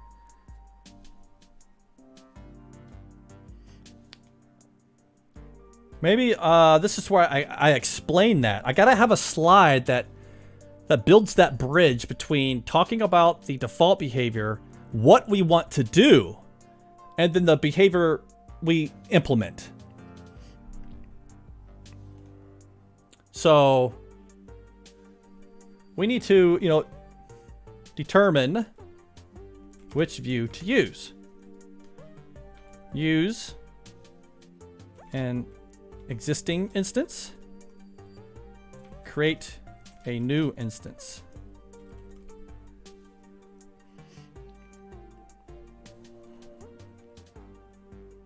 Something like that, right? And so I think I'm just kind of rewording this.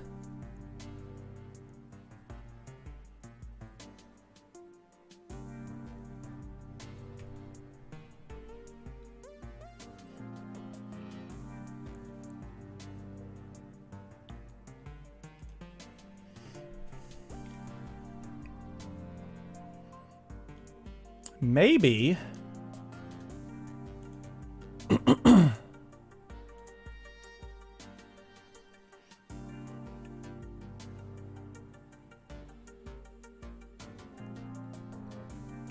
maybe I don't need this slide after all. Maybe I shouldn't show this. But I think it's important because you'll see the interface. Like, remember this interface from the last module? Remember that is navigation target?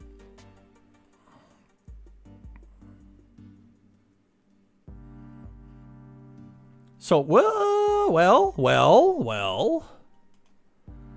Determine which view to use.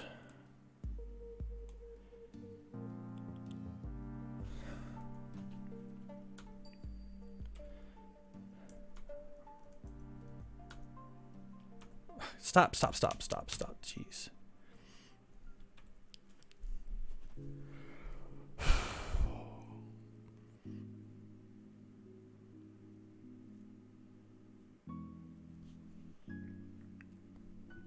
Okay. I am struggling.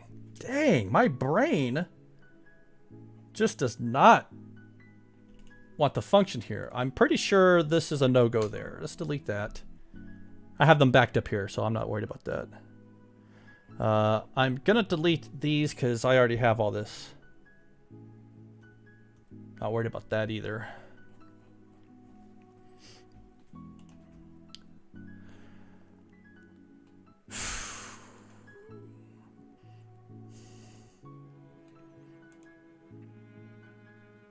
What if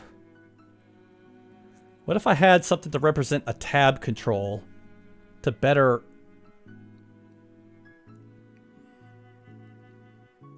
to better represent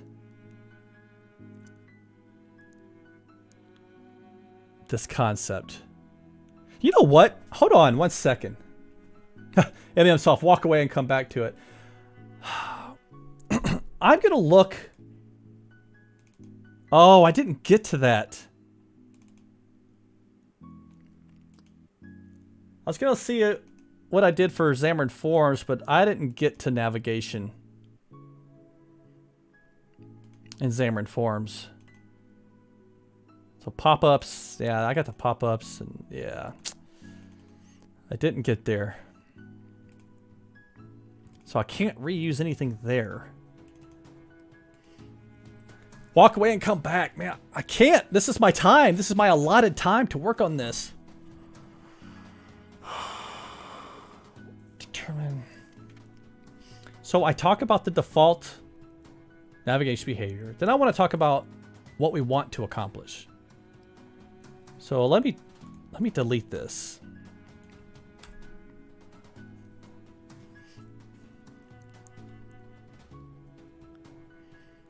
Think. Think. I mean, if you were teaching this, how would you represent this?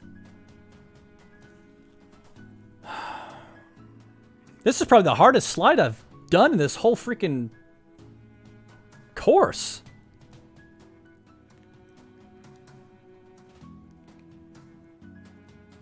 Determine which view to use. What was the question? I really wasn't paying attention. Oh, Dan. I'm struggling with how to connect this concept or represent the concept of controlling which instance we navigate to. Do we create a new instance? Do we use an existing instance? If I have 3 tabs, right? How do I know which one we're navigating to? Like, I know how to do it. This is how we do it. I just don't know how to explain it. I don't know how to present the idea of our goal.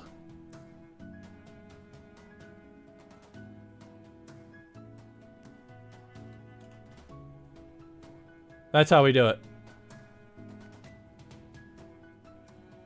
Although we have a nice little extension method off parameters, get value. We have get value now.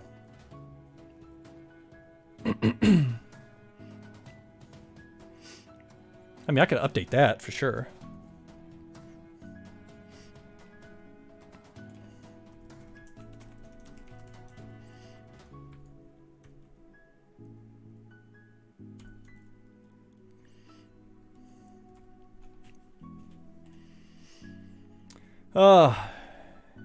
J. Morley Jones. Maybe think physical. You are in a corridor, have 3 doors, so which room to go into? Dan, that controls whether it's a new instance or an existing instance of the view. Yes. So in this example, we are grabbing the parameter 2 from the previous view, right? So we're navigating to this instance, and from the view that we're navigating from, we're grabbing this parameter to address. And we're saying if the current view model that this is navigation target is defined on, if this current property matches the incoming to address, it's the same. So we're going to reuse this instance of the view. Otherwise, we need a new instance.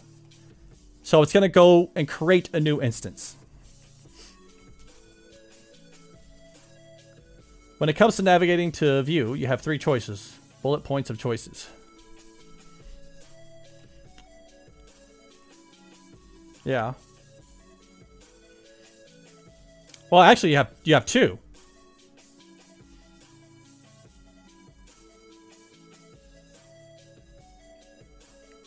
You're either using an existing instance or you're creating a new one. Those are your 2 choices.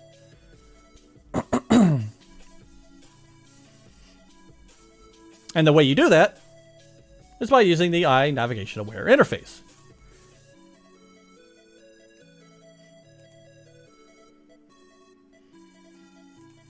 And maybe, you know, maybe this sample isn't good. Maybe we should do something like an ID.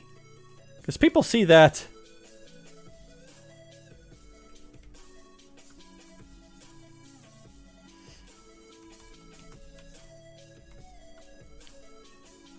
Something like that, right?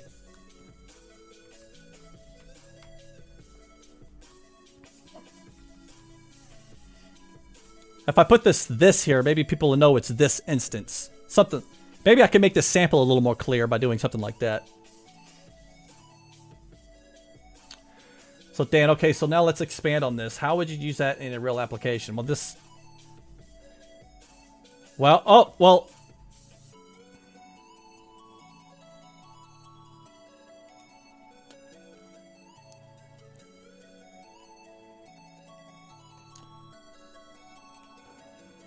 Well, that's how you would use it. You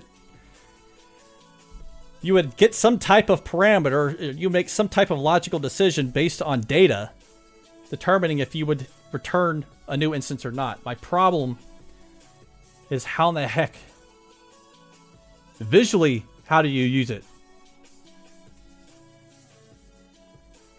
A great example, actually, let's do this. Let's go into our dev folder. Module 10, I think I did passing parameters after. Let's copy this.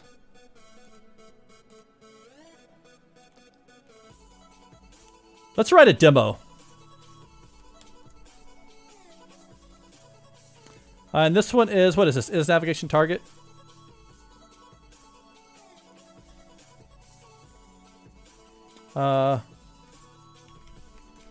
I'll just call it this for now. I'll rename it once I know what I'm going to call it.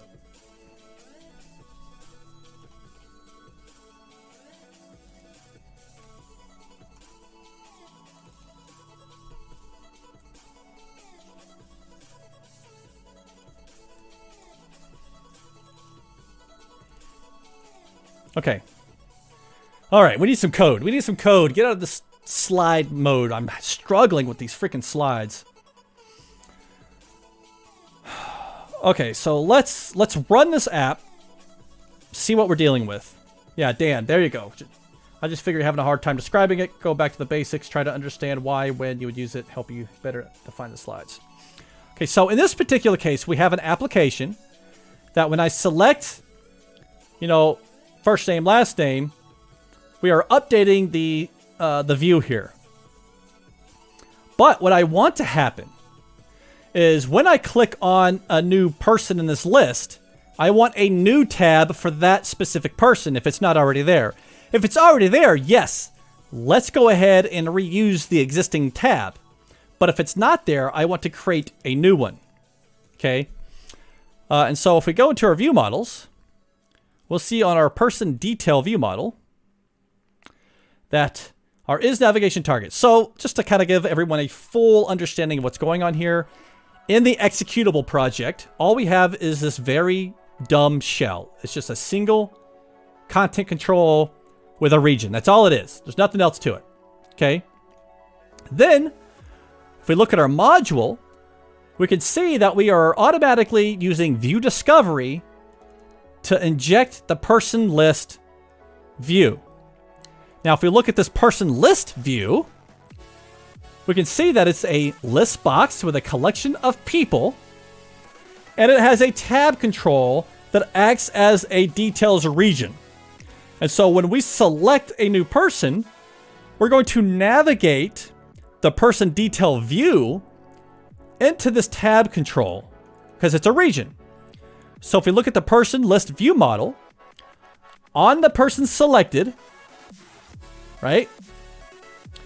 We are taking the person that's selected, creating a parameter, navigating the person detail view into the person details region, passing that parameter.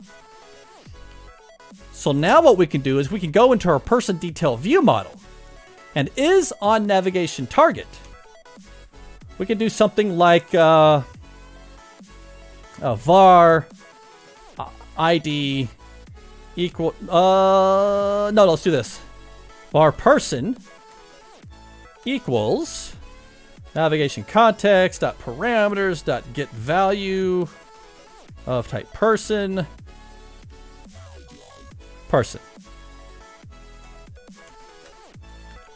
I just want to make sure I'm naming that. Yep, I call that person. That's the name of the parameter. So now that I have my person, I'm going to say if selected person dot ID, or not ID, we're going to use last name apparently. Last name equals person dot last name.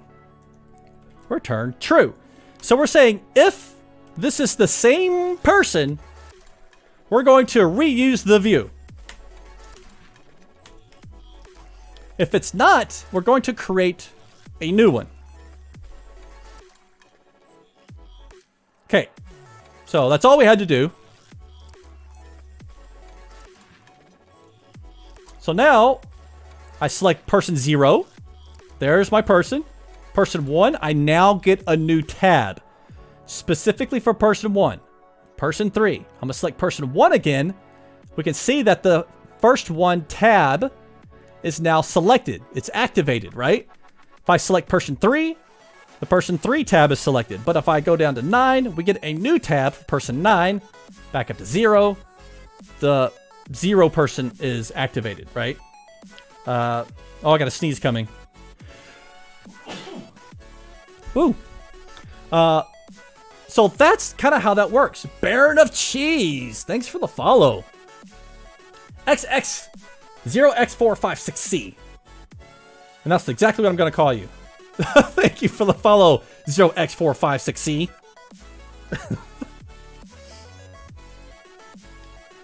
Yes, Dan. And I didn't do anything visual. It was just changing the logic on this, on the is navigation target. And we get all that behavior and all that is active aware and all that stuff.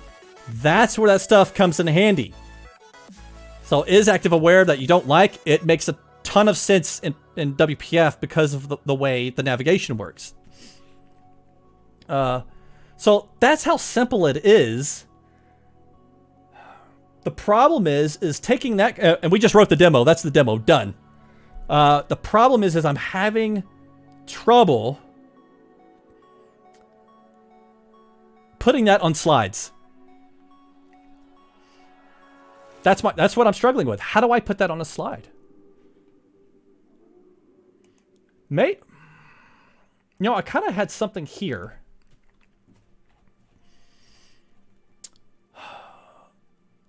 I'd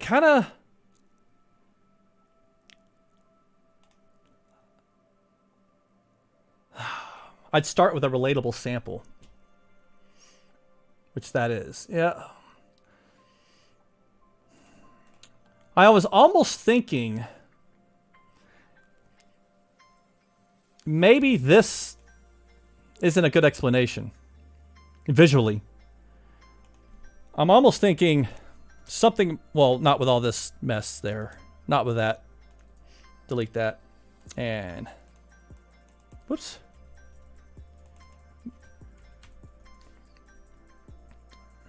Maybe delete, yeah, delete this too.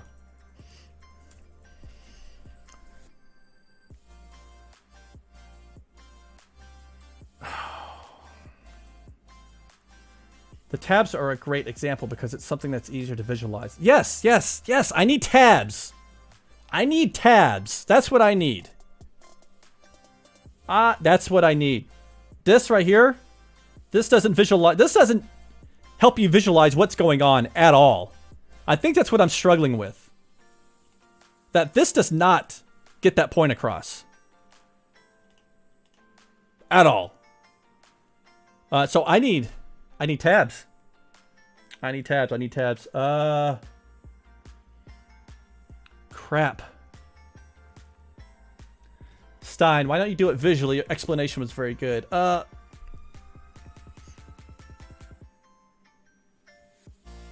Maybe I should do that. Maybe, you know what? I'm gonna hide all that. And I'm gonna bring this, I'm gonna copy all, cut actually, and put it at the end. I don't think I'm gonna use that. I think that's what led me down a bad path. So this is okay talking about the default navigation behavior. Like, okay, we understand that. There's no big deal.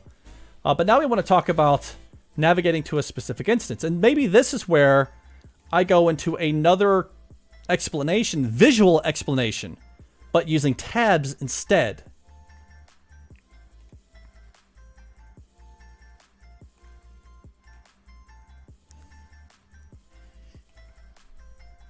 Well, it always helps for a course to help people learn in more than one way. Having visual aids helps a lot of people. Yeah. J. Morley Jones. Okay, what you are saying, have A, B, and then scenario 1. Given when we select A, we'll reuse A, and then when we select C, then put C with a new label next to it, essentially. I think the tabbed approach, I think that works. Do I have any slide decks where I use tabs?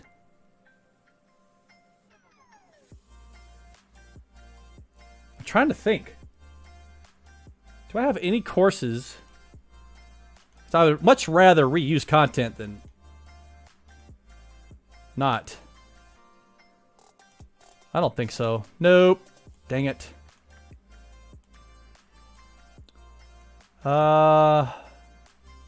know what I could do? Yeah, it's hard to describe. What I might do... You know... Oh, wait! I have a course.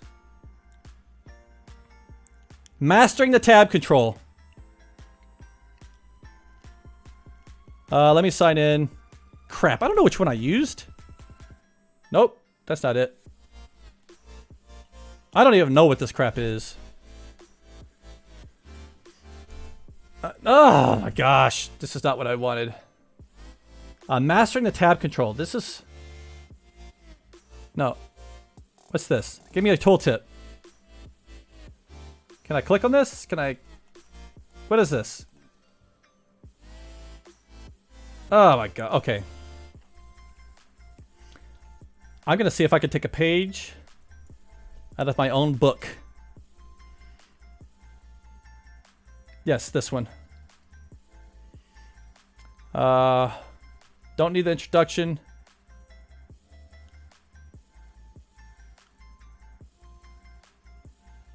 Using the tab control, maybe.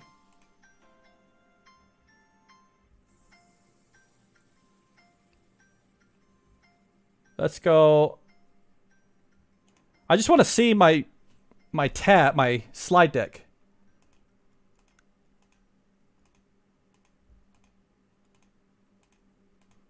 Whoa, look at that. Yes, I had a beautiful... Okay.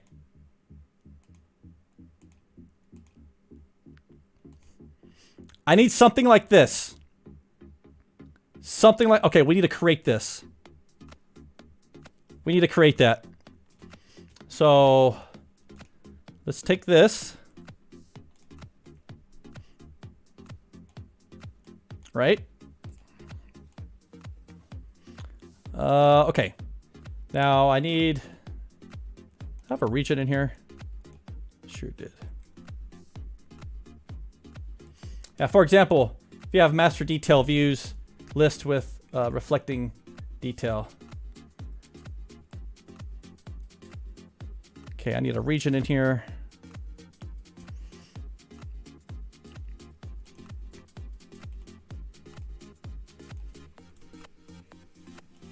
Okay, so something like this may... Whoops, didn't mean to do that. Something like that. And then I can create some tabs. Right?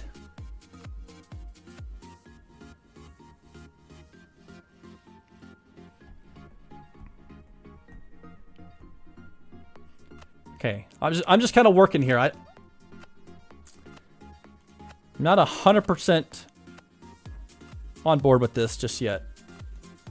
Not 100%, but I think we're gonna get somewhere. Because I just think visually this would be better.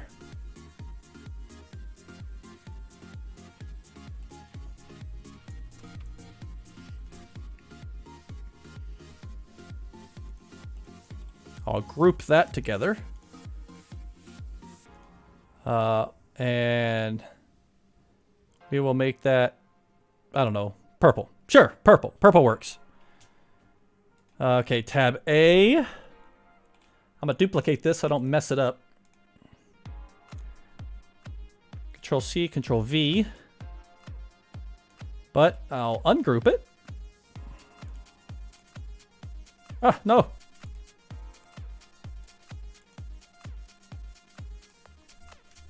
Move that over.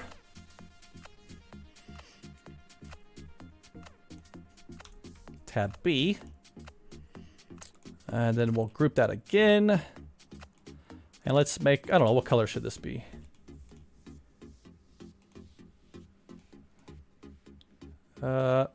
Shape format. Ooh, that's bright. Nope, not that color. Sure, I don't care. That'll work. Okay, so don't want to lose that. Let's duplicate this slide. So I'm thinking something along these lines.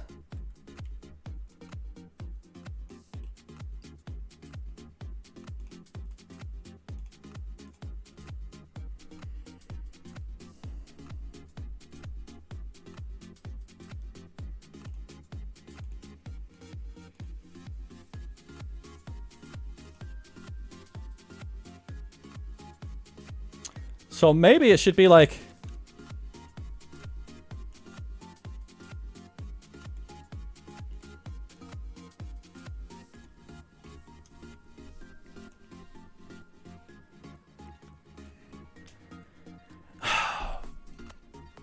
wait a minute.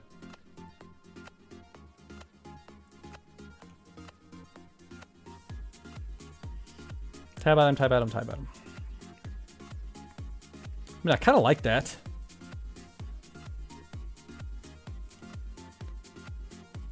I'm just trying to think if...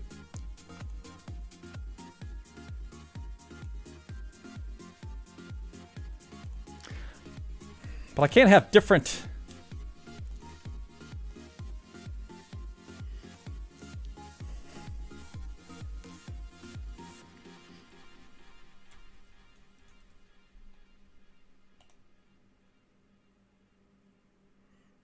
No, it can't be view A. It's gotta be an object.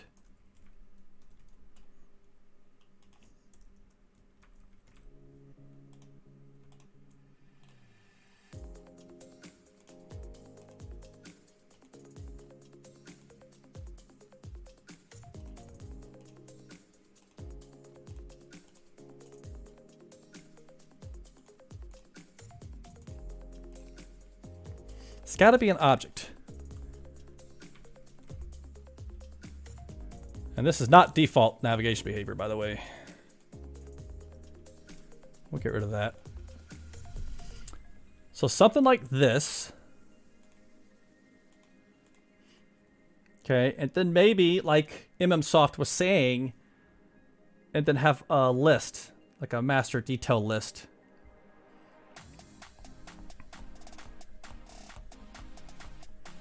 And I could take this, it's fine. So I'm gonna duplicate this because I don't want to lose it. Oh no, I could just copy into this.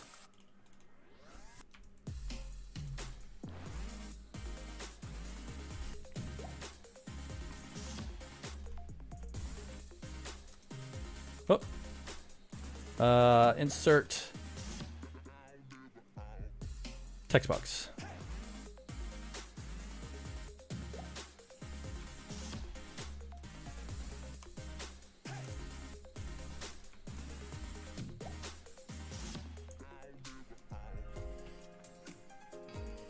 Right? Reddit G! Thanks for the follow.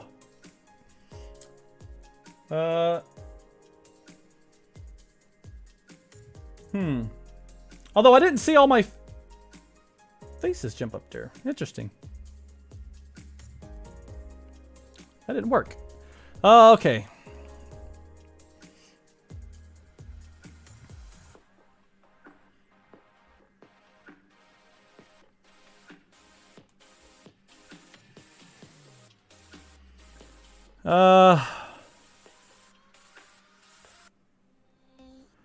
So maybe something like this is closer to what we're wanting to get across.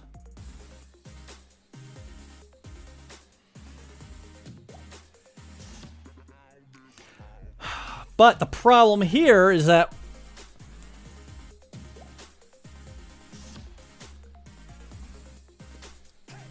the problem I have to get across here is that we want the people to know that this is the same instance. This view is the same instance. Right? Okay, I can delete these now. Because this isn't an individual type of thing. I mean, it's not an individual view. It's a person tab view.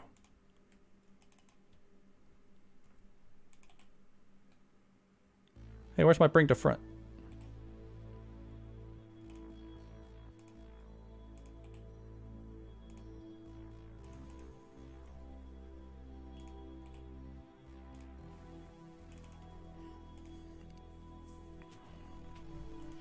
Right?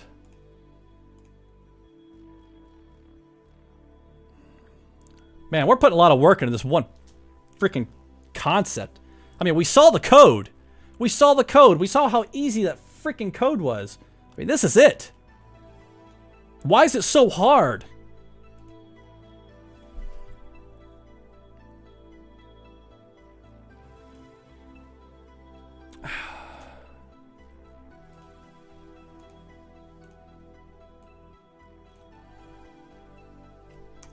I don't know why it's so hard.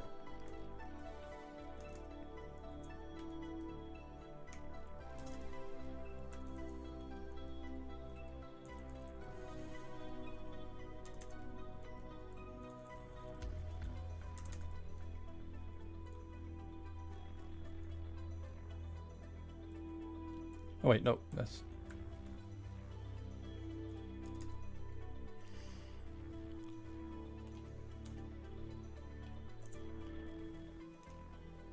Okay, I think that's a better example.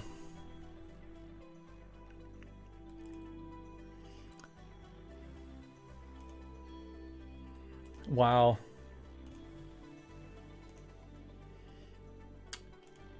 Yeah, told you, I'm no expert, man. I struggle just like everyone else. I wonder if I'm onto something here.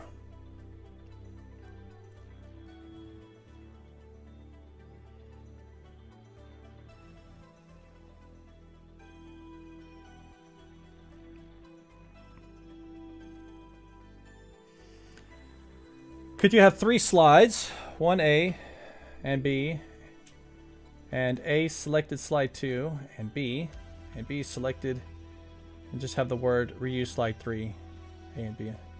Say new instance.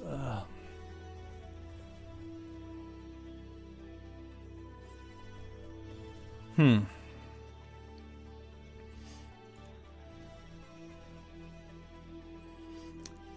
kind of curious.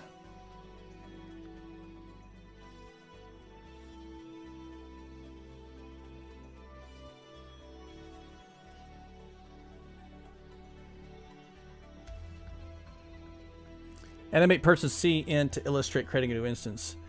Yeah, so let me duplicate this.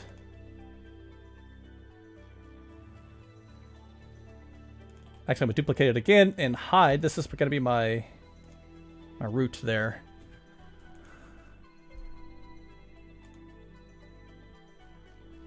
Oh, no, not that one, not that one. This one.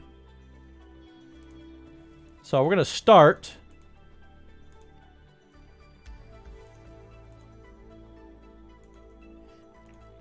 here. We're going to start here. Then we can add a selection.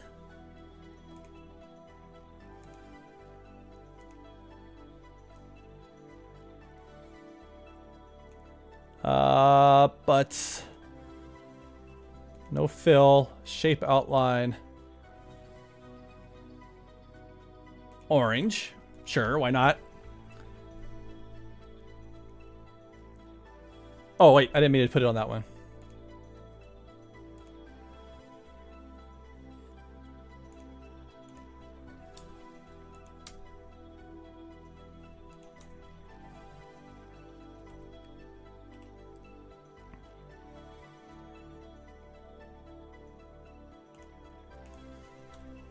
Okay, so then I could do this.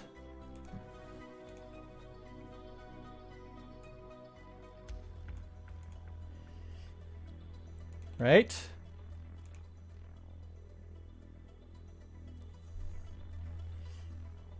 Then this one.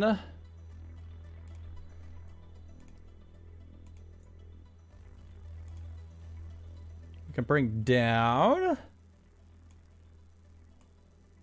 to B. And maybe I don't need 3.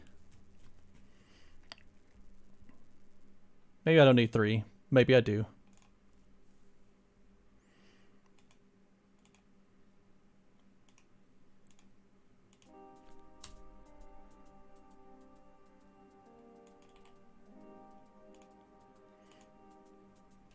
Okay. Jay Morley, you need 3 to show reuse of person A. Yeah, you're right. I do, don't I? Okay, so we'll duplicate that one.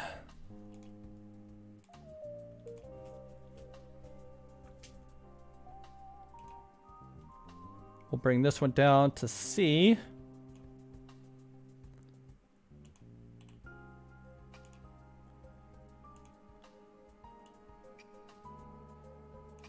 But we need to change colors. Obviously, we need to change colors.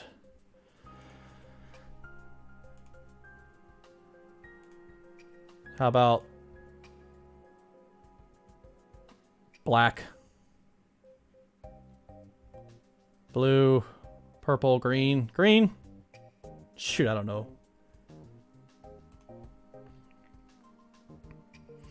You don't need a C. I don't know. I might need a C. I might need a C.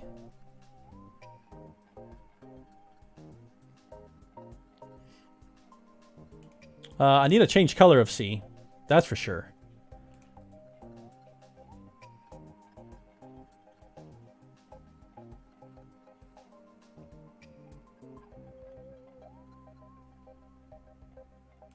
There. That's fine. But. Yeah, just have it back to A for reuse, then you're explaining it all the code paths. Yeah, so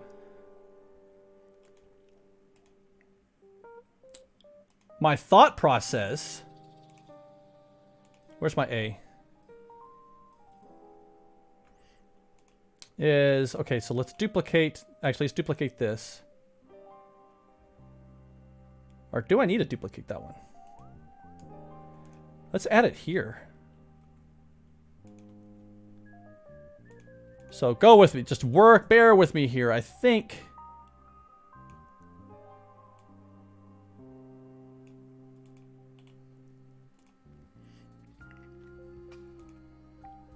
okay. Okay, let's get rid of that. Because we have our... I think we'll get rid of that one too, actually. Okay, so this is my thought process. I don't have a title for this yet, but... Okay, so we talk about the default region behavior, right? This is kind of how it works by default. But what happens when you want more control over the views that are being created? For example, let's say we have a list of people and we have a tabbed region. So this region is a tabbed control. When I select person A, my expectation is I want to create an instance of the person tabbed view with the data from person A. When I select person B, I want to create a new instance of the person tabbed view, but with person B's information. And then if I go back and I select person A again in the list, I need to be able to select the current existing instance of the person A data. I don't want to create a new instance or a new tab and have 2 person A tabs being represented in this region. And conversely, if I want to continue this process of selecting people in my list, I will simply select person C, and at that point, because the person C does not exist in this region, then we now create an instance of that person C. How do we do that? How do we control that logic? Well, this is better. This is better.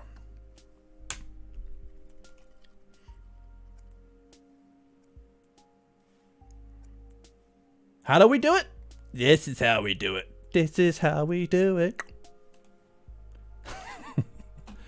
Okay. Okay. We're making progress now. I think we got it now.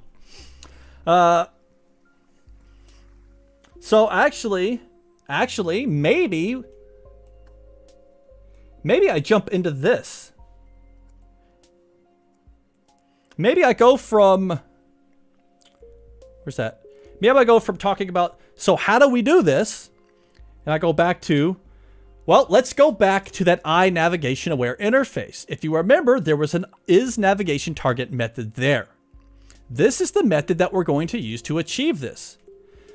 This method returns a true or false. True, we're going to use the current existing instance. False, we're going to create a new instance. For example, let's say, I think that's it. I think that's it. I think that's the flow. I think this could be improved. This slide can probably be improved.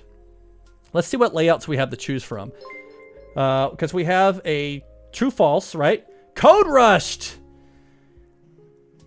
Code Rush is raiding with a party of 19. Thanks for joining us, everyone. How was the stream? How was the stream? Are you still writing your game? Wonder how that's going. Shirley Dev, raid! Raid. Yes. You're raiding me while I'm creating a slide deck. Shirley Dev, we code rushed right over here. Well, you know what? In celebration of all the new raiders, let's turn on our avatars so everyone can get their avatars. So in celebration of all the new raiders, they all have avatars.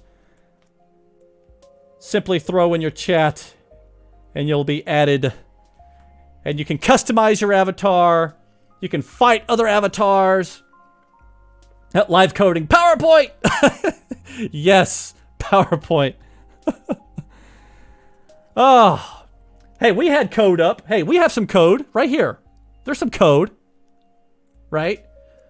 Shirley Dev, exclamation point commands if you want to learn what you can do.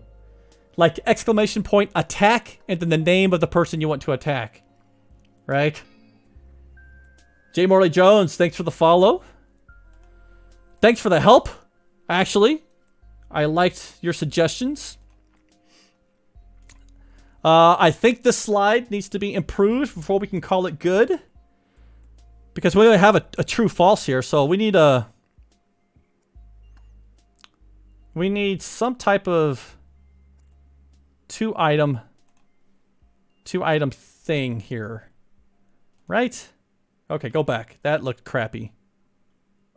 Now give me some design ideas.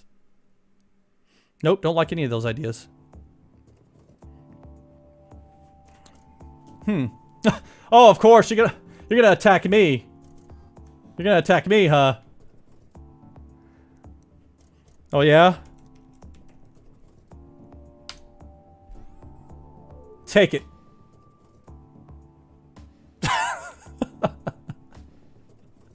I am king. Okay, so let's create a new slide here because we came to take over your stream. Go for it. Take over the stream because I have been struggling in this freaking PowerPoint. Yes, JD girl, I turned the avatars on, so you can go ahead and start fighting people if you want. This has been a very challenging stream for me today. So for everyone who just joined, what's going on is I'm writing a Pluralsight course. Okay, so if you've ever wondered what goes into writing a Pluralsight course from start to finish, I'm doing it. And we're on module 11 of a 12 module course. We're doing the slides and demos. And I must say, this slide deck has been quite challenging to present the information in a way that's understandable, right? Because that, man, we struggled in this for like an hour trying to get this content structured in a way that makes sense. I think we finally did it, though. I think we finally did it. We just got to finish this up with this true-false comparison. Something like this. So something like, I want a true-false. Create new instance. And then we can go finish up our... we can go finish up our demos. Right? So what I need now, actually... Let's go to the authors. I need some icons. I need a true icon. What? No true? No false? We don't have icons for true or false? What the heck? How is that possible?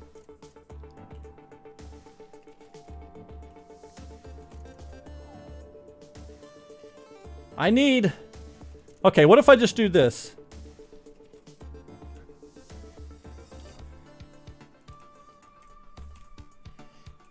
But I can like make it bigger. Gotham bold. And like make it green or something. Like I can like... What size is this? 80? I can play around with the fonts a little bit, right? And I can make this like red or orange. Something like that, right? Let's get Dan. Oh, Death Knight and Jada Girl. They are teaming up. A tick cross.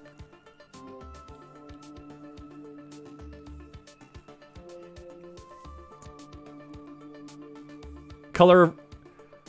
Good colors for red, green, blind people. Baron of Cheese. So are these colors good then? Is that what you're saying? Like, if someone is colorblind, this is okay? Or is... Well, that needs to be red. Like you're saying for colorblind. Well, it's not part of the palette, though. I have to use the... Oh, it was ironic. Oh. Probably not good colors, huh?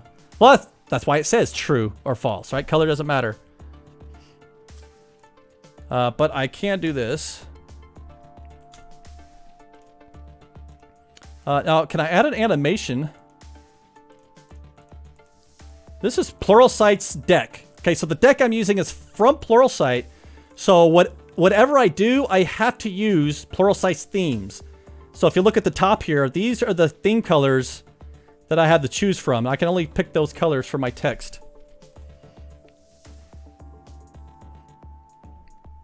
And I'm not sure if I should capitalize that or not.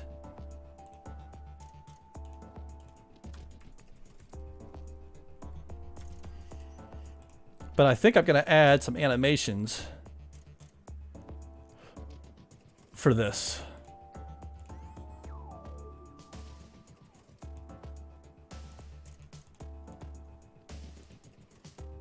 Then I can get rid of this one.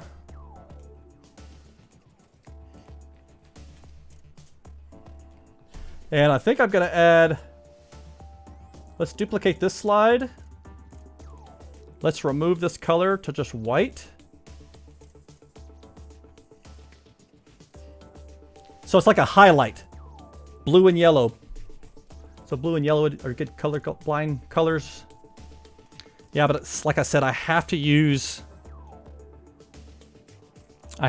these theme colors. Immortally Jones. It is good colors. Colorblind can't see difference between red and green, brown and orange. Oh.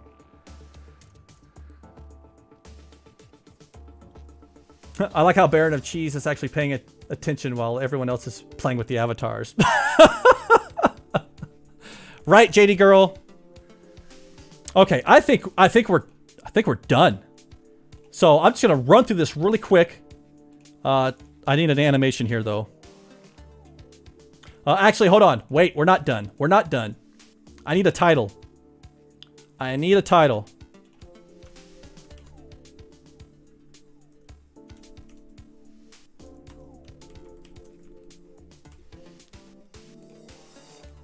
For my animations.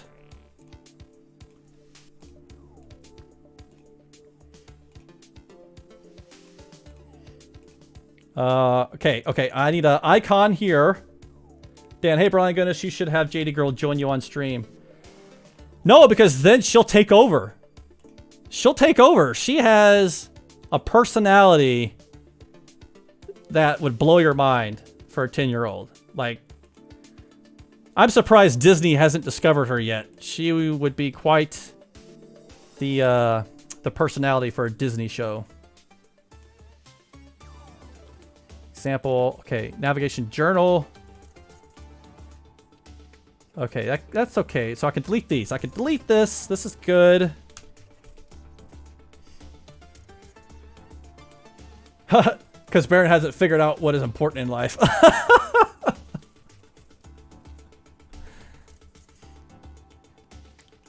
Okay, so let's wrap this up.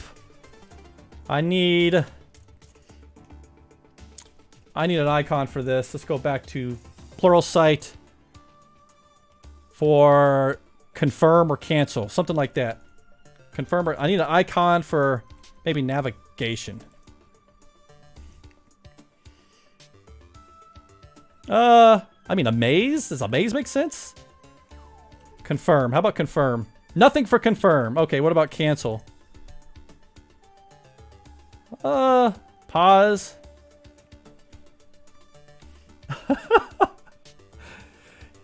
Yes, Jade. Don't you remember Dan actually came and stayed with us when he had Boise Code Camp? We had Boise Code Camp. He came and stayed with us. Remember that?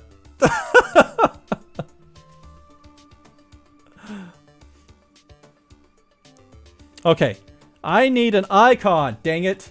So I can finish this and do those freaking demos and go have lunch. For confirming or canceling navigation. What about like a... How about like a thumbs up? Just thumbs. You know what? I am good with a thumbs up. How about a purple thumbs up?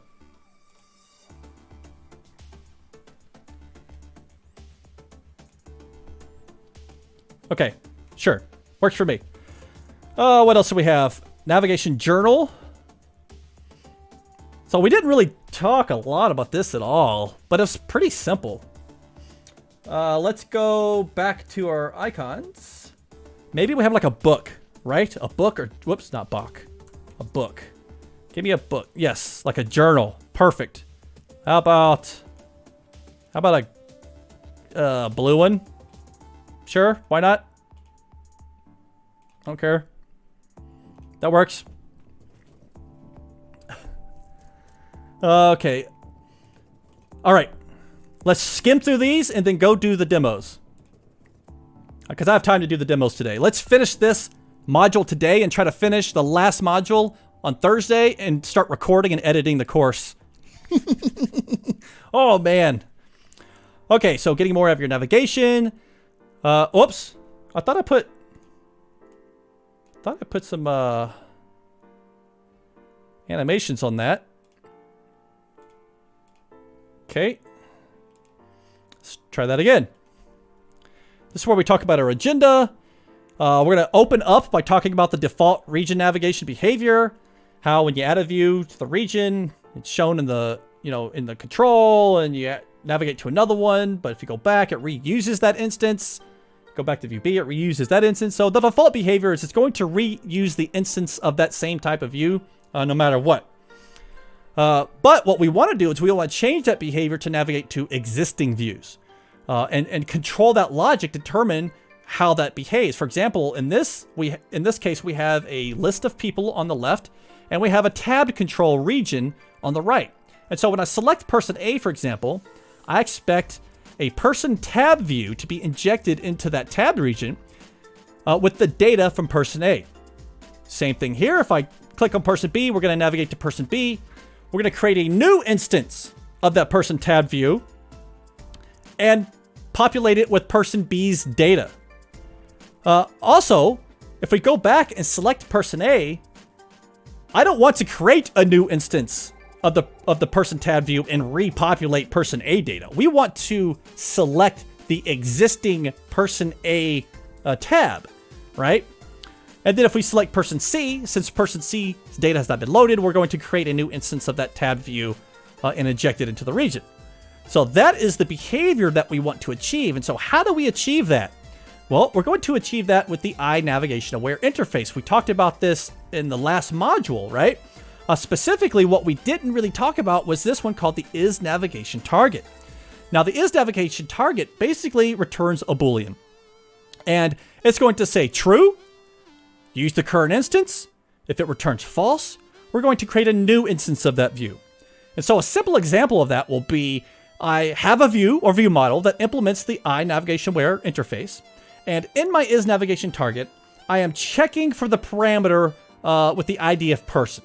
So from where we're navigating from, okay, is passing us data. And we're going to take that data and we're going to compare it with the current instance that we're dealing with. So in this case, we're getting a person. We're gonna check the selected person in this view model against that parameter's last name. And if it's the same, if those two match, then we're dealing with the same instance. So we're gonna reuse this instance. Okay, we're gonna use the current instance that we're on because we returned true. Otherwise, it's not the same, and it will be false. So we're gonna get a new instance, and then we do a demo. Oh my God, that is beautiful, so beautiful. And I saw Death Knight asking for a battle royale. I don't know if we should do a battle royale because you have to have 400 Brian bucks for that. Right? Okay, then after that, we talk about confirming or canceling navigation. Making the decision whether to continue, right? Actually, JD does have unlimited Brian bucks.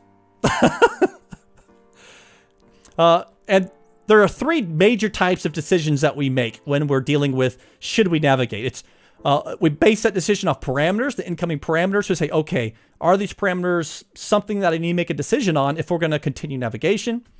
Are we going to prompt the user for action? Like, are we going to ask the user to save? Are we going to ask the user to do something, right? Oh, Jade will pay for the battle royale. Or do we need to check permissions, right? Like authentication. Is this person allowed to navigate to this other view? Like, these are some of the things that we think about when we're controlling navigation. And the way we control navigation is with the IConfirmNavigationRequest. It has a continuation callback. True, you navigate. False, you don't navigate. This is the interface. And then we go into the process. And then we show a quick example. And then we hop into a demo. Perfect. And then lastly, we talk about the navigation journal, which essentially is a way to navigate back and forth, much like a web browser does, right? Daniel Martinez, excuse me, Daniel Martinez Dev. Thanks for the follow. And I just noticed I didn't get my faces from Streamlabs. Interesting. Anyways, okay. And so we can go back, We have methods for go forward, can go forward. We access this from the navigation service off the journal property. Works with only region navigation. That's important. So if you want to use the journal, it only works with the region navigation. And of course, the navigation service is accessed from the navigation content. Well, you know what? I don't need to add that. Actually, I don't need to add that. We've already talked about navigation parameters and navigation service and all that stuff, so.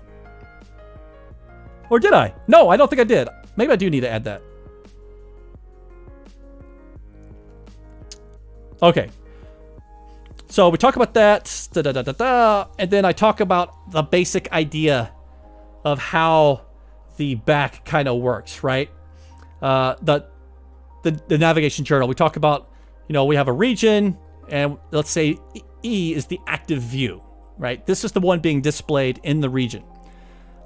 We want to call go back using the navigation journal. We will check to see if it can go back, if it's true, if there's something back there, yes or no. Is there a view in the stack, in the navigation stack, yes or no? If there is, then that view now becomes the active view in the region. It's very similar for going forward. When you call journal.goForward, it's going to check the navigation stack to see if there is a view in the stack ahead of where you are. If you are, well, then it will activate that view. And then we go into a demo. Perfect, perfect, perfect, perfect. That took forever, but we got it. And so for those of you joining us, we did write, see, not that, that's not what I want. We did write a sample on the first sample. We wrote the first sample. And the first sample was showing how to use the isNavigationTarget to control tabs. Okay, so if we run this, what's cool is, where's this? Here it is. Is that when I select, I have a list of people, right? And then down here is a tab control acting as a region. So when I select this first person, we get a tab with the first person, right? First two, first three, first four. As I select these people, we create tabs with that data. However, if I select a person that has already been created, we reuse that tab. We activate that tab. And this is the code it took to do that. That's it. That's how easy it was. It automatically works. So we are good on that sample. So let's close this and let's open up. Let's open up my dev folder. Module 11. I'll rename that later. Let's go. We need confirm cancel navigation.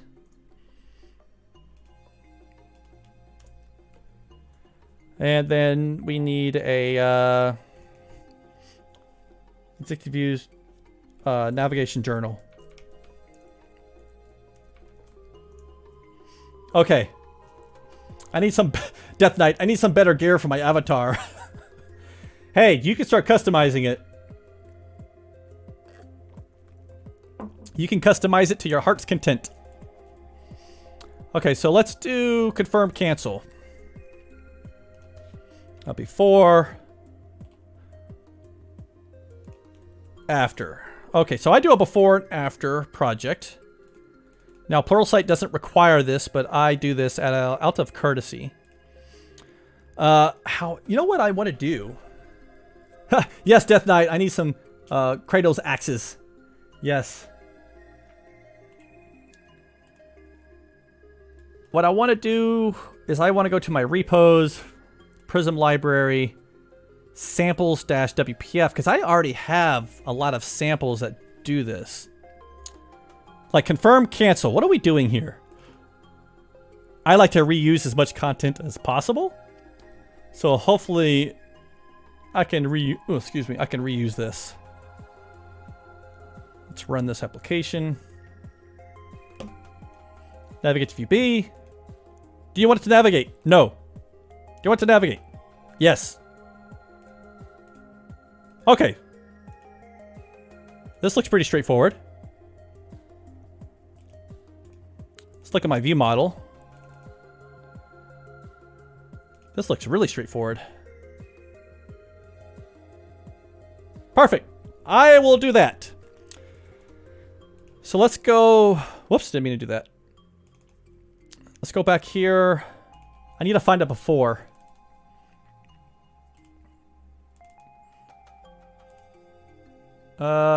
Wait, what about basic region navigation? This one. I will take this one.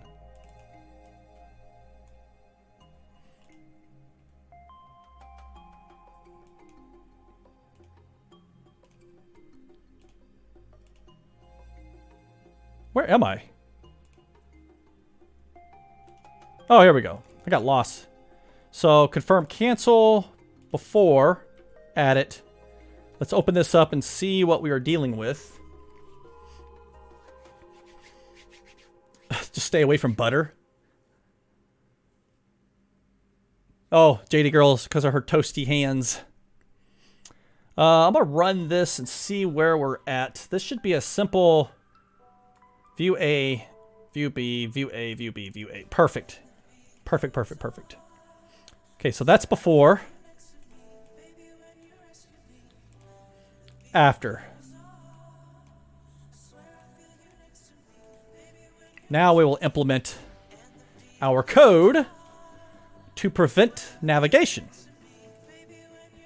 View a view model. I better build this first.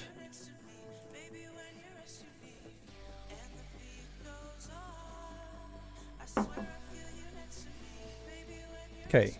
I confirm navigation.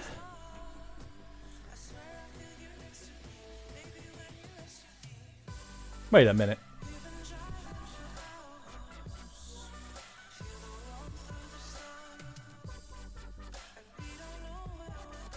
Yeah. Oh, wait. I'm in Xamarin Forms world. I confirm navigation request. Yeah. There we go. All right, so we're going to implement this. We will return true for this. Delete.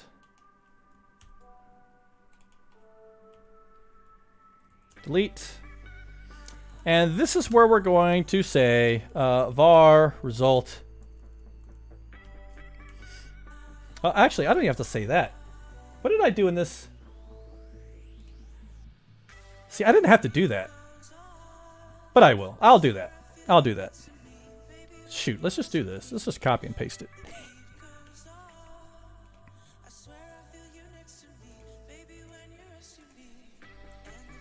Demo code only. Do not use message boxes in a view model in production code. There. That text is missing want in the message box again. Oh! Thank you, MMSoft. It is.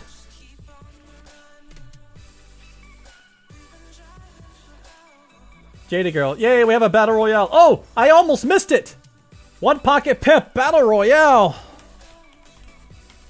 So One Pocket Pimp has redeemed his Brian Bucks for battle royale. So everyone is about to fight to the death. May the best person win.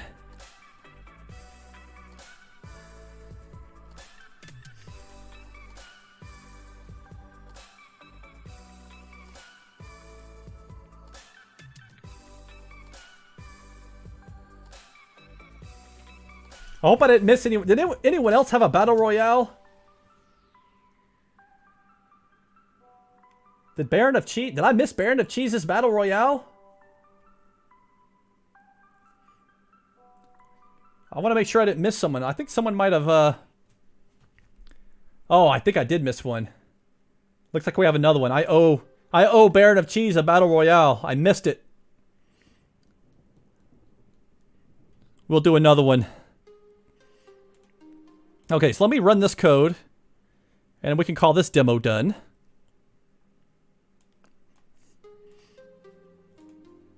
You want to navigate? No. Yes. Yes, navigate. No, don't navigate. Yes, navigate. Cool. Okay. I like easy demos like that. Okay. Now we have navigation journal. Now I think I did a more intense sample on this one.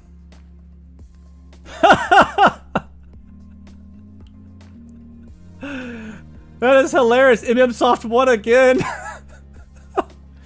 Well, hold on. Hold on. I owe Baron of Cheese another one.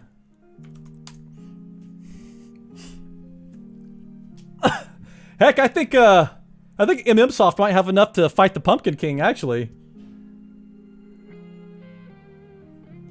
Okay, so let's check out this navigation journal.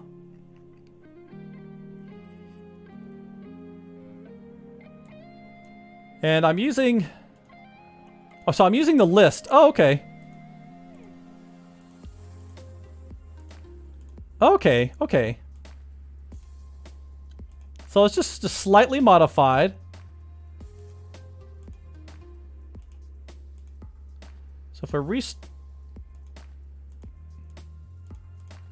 okay, we'll use this one.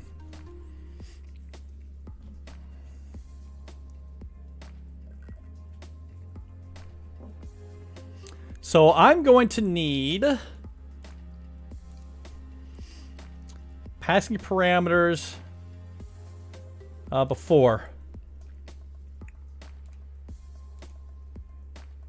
I'm pretty sure I'm gonna need the before.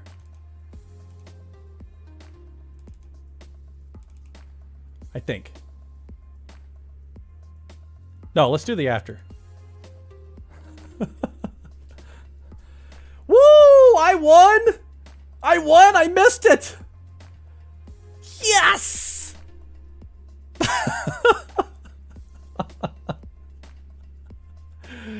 Yes!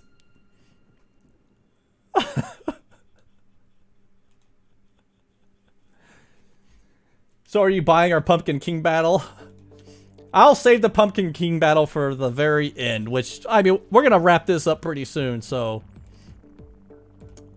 I think we're going to be, I think we'll be able to squeeze one in.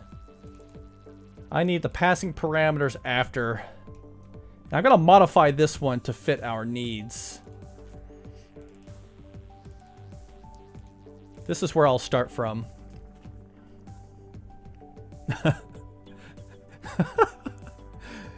Exclamation point invincible. Oh, JD Bug gave me a hug. Thanks, JD Bug. Okay, let's modify this. This person list is no longer going to have this region. Well, no, it is going to have a region. It's just a... No, it's not going to have a region.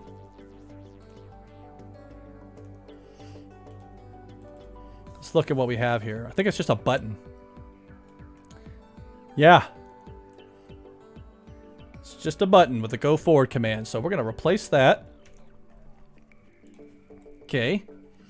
That means we got a person list view model. And we'll add a delegate command for go forward command. Right. You know what? Oh. We got a Death Knight challenging Dan to a duel with money on the line. Oh, Dan wimped out. Dan wimped out. He declined the duel.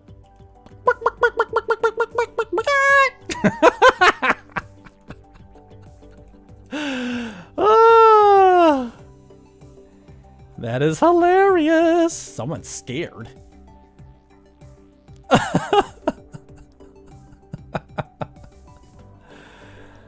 Oh, okay. Okay, focus, focus, focus. Where's my go forward? Can't go forward. Okay, right here. So we will add... Where should we add this? We'll add it at the end. But I'm not going to finish it. This is the before. I'm just getting it all ready. All ready for us to go.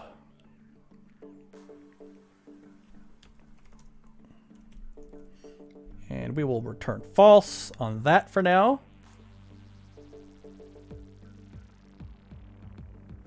Right? Let's see.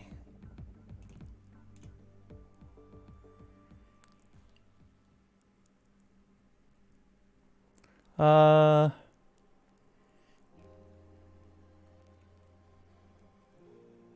that'll work. That'll work. Okay. So we have that. Now we need our detail view model to be slightly changed. Because we're going to add a button. Looks like we're adding a button. in another row, it looks like.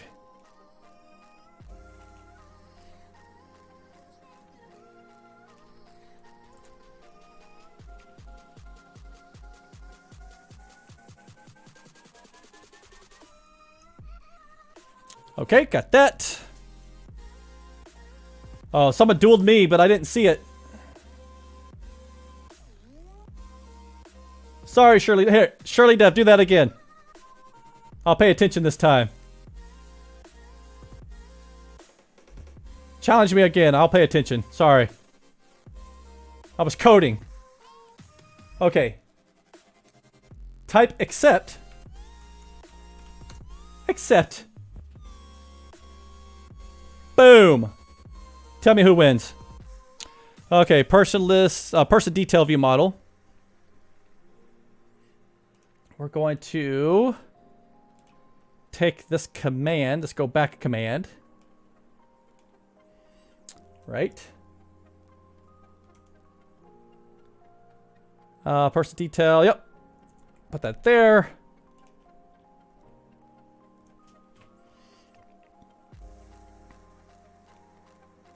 Oh! Did you see that move?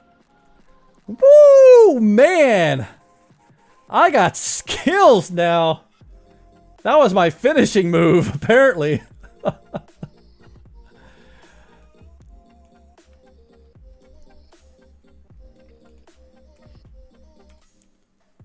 And then go back.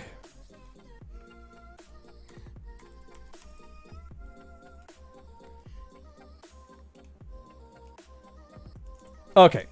And I will get rid of that. So I think we have our app now. Your opponent does not have enough currency to do that. Let's see. Oh, my boss is texting me. Can you be able to call at 10 a.m. for a reveal? Oh, hold on. You can't see that. You can't see that? It's the secret messages. What's he saying? Can you be able to call tomorrow at 8 a.m. for a reveal in bed? Let me look at my calendar. Yes. Sign me up.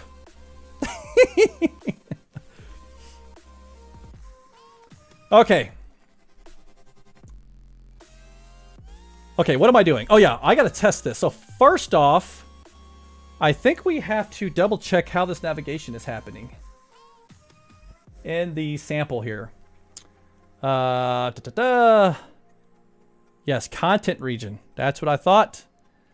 That's what I thought. Okay, so the idea is I'm gonna click on this and we're gonna hit that button, but I can't go back because it's not implemented. Okay.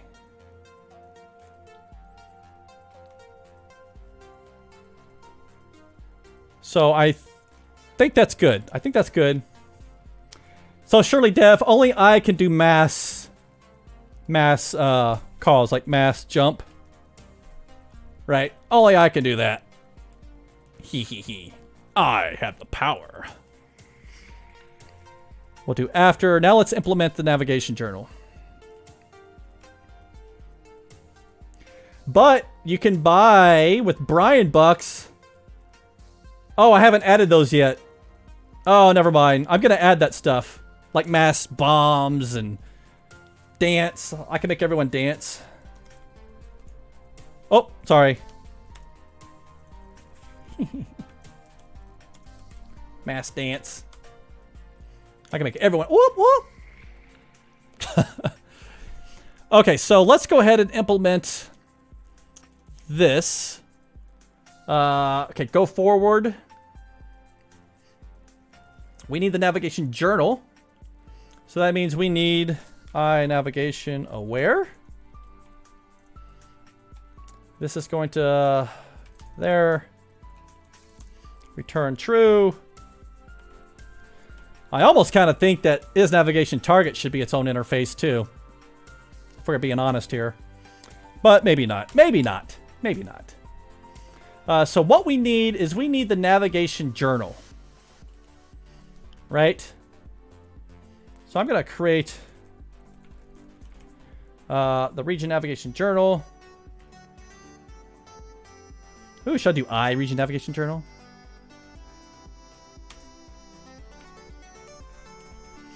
Journal. And we can get that journal equals navigation context dot navigation service dot journal. And then here, can go forward.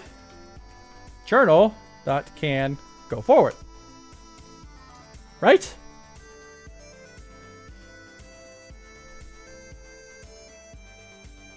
Oh, it's not. Sorry, it's not a method. It's a property. Oh, Dan, what'd you say, Dan? Oh yeah, we should chat later today.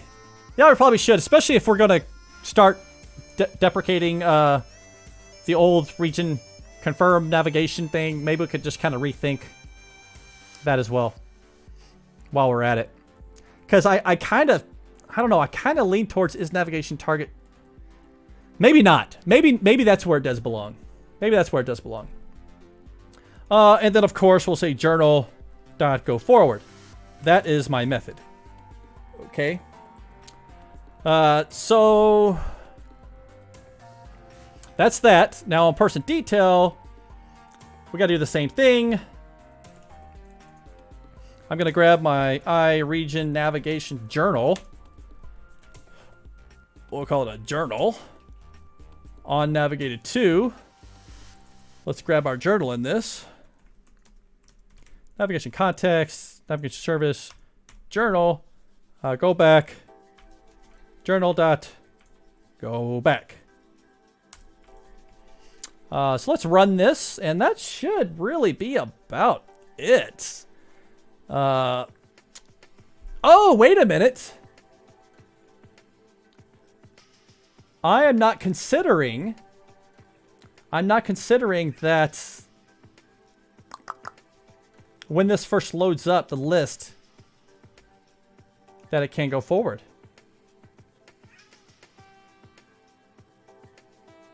The journal is empty at this point, right? Right?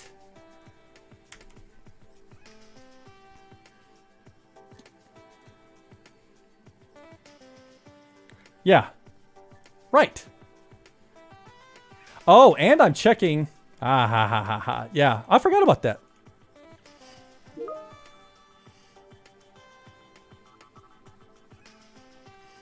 So let's go this. Oh wait, I can't do that. So journal is null, false. Oh wait, sorry. That's what I meant. Journal dot can't go forward. Something like that.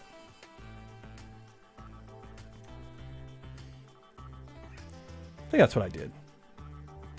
Oh, no, that's not what I did. I made it so much more complicated. Yeah, I should have just done that. Okay, so that's that. However, the next problem we're going to have to fix here. Oh, I said equals null. Not equal null. Come on, Brian. Come on, get it together. Act like you've written a line of code before. So go back. We haven't implemented go back, apparently. Oh, wait a minute. I thought we did. I thought we hooked that up.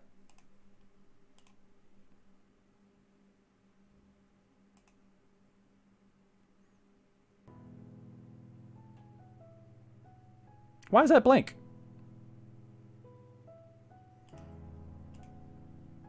Oh, I know why. I know why. Because I wasn't using navigation on that. That's why. So I need to go region manager. Dot request navigate to a content region.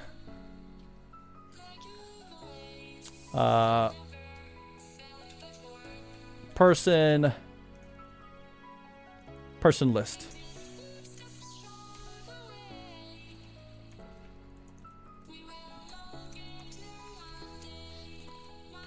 That's why. I gotta remember. Only... oh, I can't do it there. It only works with the navigation framework.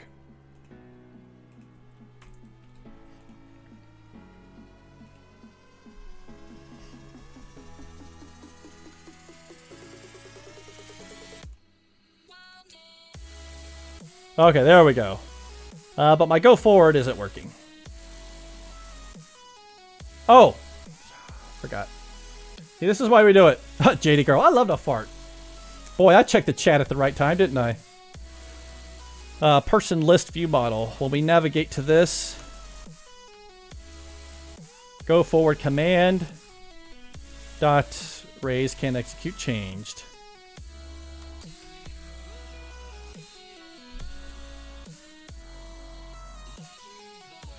And I think we're good. Go back, go forward, go back, go forward, go back. Yep. Perfect. We got it. We got it, we got it, we got it. Demo complete. The only thing I have to do is go back to my before and fix this.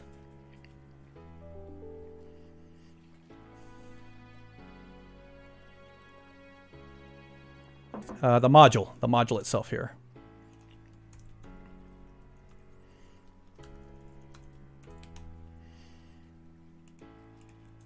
Right. Got that. Region manager dot request navigate. Content region.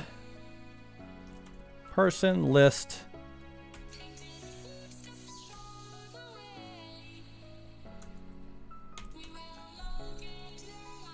And let's make sure this still works.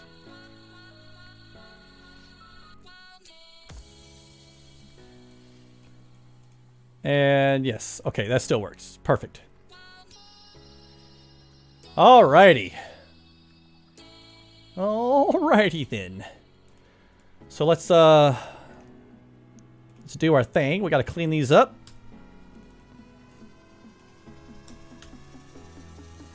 And zip them up, and we are done. You know what that means. We will only have one more module to finish. And we'll be done with this course. Well, we'll be done with the slides and demos. We'll just have to do the recording and editing. And I haven't decided if I'm going to record live or not. Redeemed, highlight my message. Does this work? Yes, One Pocket Pimp, it works. I see your message highlighted in purple. Confirm navigation. Looks like it did, One Pocket Pimp. Death Dot, I'd say don't record live, but show the editing if you can. I could do that. Yeah, it'd probably be really hard to edit, to record live, especially with all the stuff going on and the chats, and yeah, it might not work that well. Okay, did I get all this? I think I did.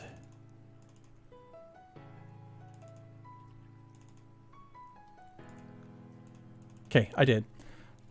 Okay, let's show navigation journal. Navigate to existing views. Send to compressed M11 demos. Woo! I'm going to save up 4,000 Brian bucks. All right. Okay, JD girl. Let's see. Let's see if you can do it.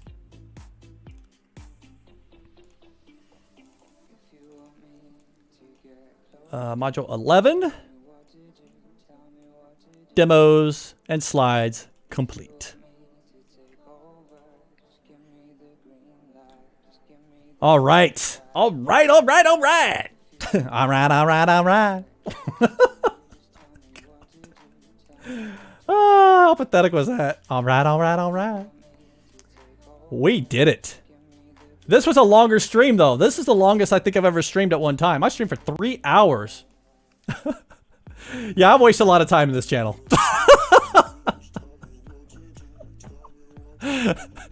Yeah, I was stuck on that freaking slide deck. Like, that content was hard, right? One pocket pit. So if I properly manage my channel points for Brian Bucks dueling, I can actually make a ton of Brian Bucks. Yes, you can. You can. But yes, this was a long one. But I really wanted to power through and finish this one, because now we only have one module left. And it's about the dialogue service, the brand new dialogue service. So there is no reusing content on this one. I'm going to have to create all this from scratch. Right? So yeah. Oh. My son had to come with food to me. One Pocket Pimp has accepted the duel against Shirley Dev. Okay. What do we got here? I'm surprised no one has earned enough for the Pumpkin King. Dan, thanks for joining, brother. I appreciate it. Really appreciate it. Curious Drive, good to see you. What's happening? We're actually about to wrap up. We're actually about to wrap up. I just spent 3 hours on a freaking slide deck and writing some samples for the second to last module in our Prism course. So that means on Thursday we are starting the slides and demos for the very last module in this Prism course. Oh, I'm so excited. I'm so excited. I'm so excited. I can't wait, because then I could just start recording and knocking this stuff out. We could do the editing. Oh, Death Knight. Yeah, I could do about 9 Pumpkin Kings.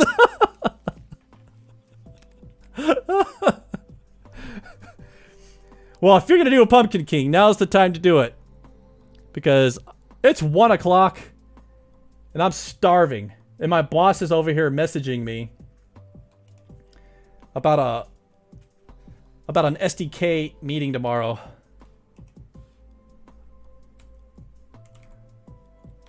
Just, I need to support somebody, so awesome. I'll support when needed, but let him take the lead.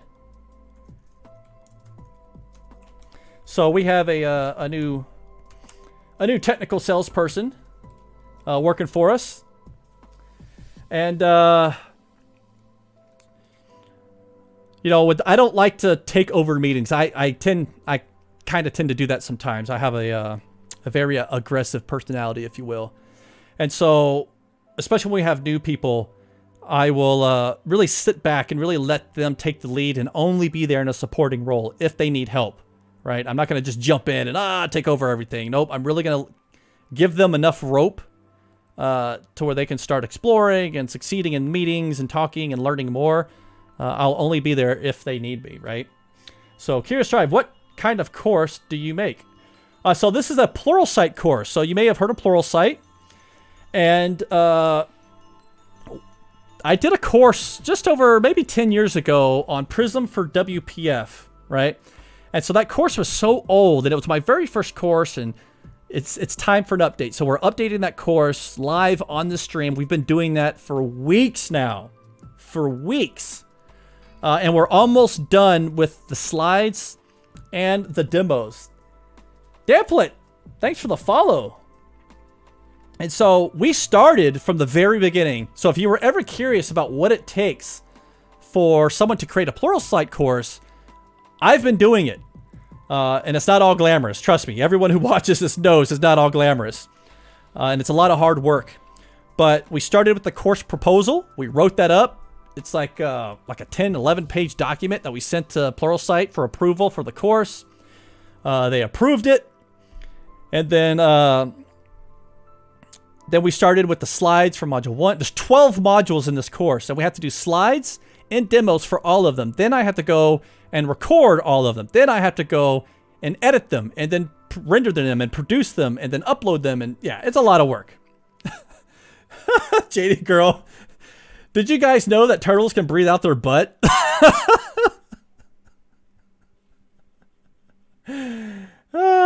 Yeah. Death Knight. Sounds like turtles are politicians. Yeah. Death Knight. Remember, JD girl's 10. She doesn't know what a politician is.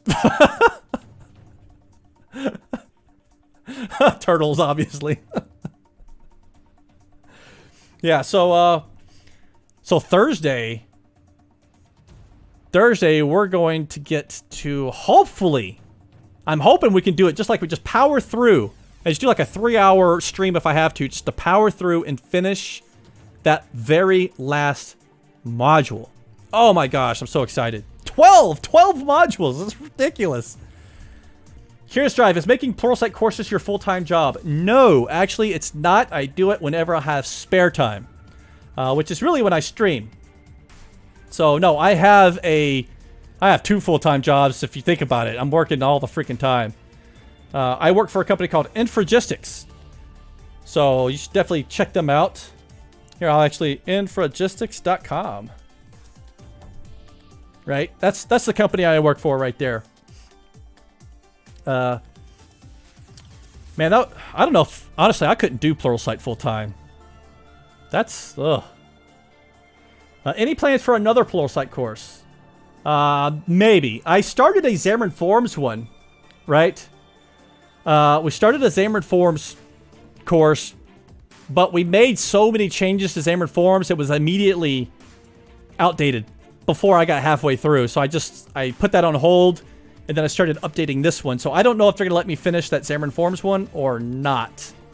But maybe. Maybe. One Pocket Pimp, do you guys hire remote engineers? We do hire remote. I'm remote. I've been remote for over 8 years. And actually, because of this virus, everyone is remote. Our offices are shut down and everyone is working remotely from home, our entire engineering team. So, MMSoft, why when I sign up for Infragistics and you go on the office hours, I get no confirmation? Site dies when I click the button. Really? I have no idea. You only have to sign up once.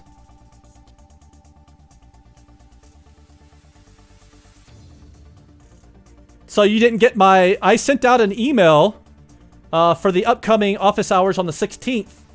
And then we're going to talk about all the cool stuff in Angular that we've been working on, including the very first Angular Doc Manager. Say what? Oh yeah. We have an Angular Doc Manager. Not only that, that Doc Manager is a web component. So it can be used in React. It can be used in Vue. It's a native Angular component as well. It could be. It's awesome. It's a Doc Manager, like Visual Studio's Doc Manager. It's awesome. Shirley Dead, you could do a Pluralsight course on how to do a Pluralsight course. Basically, right?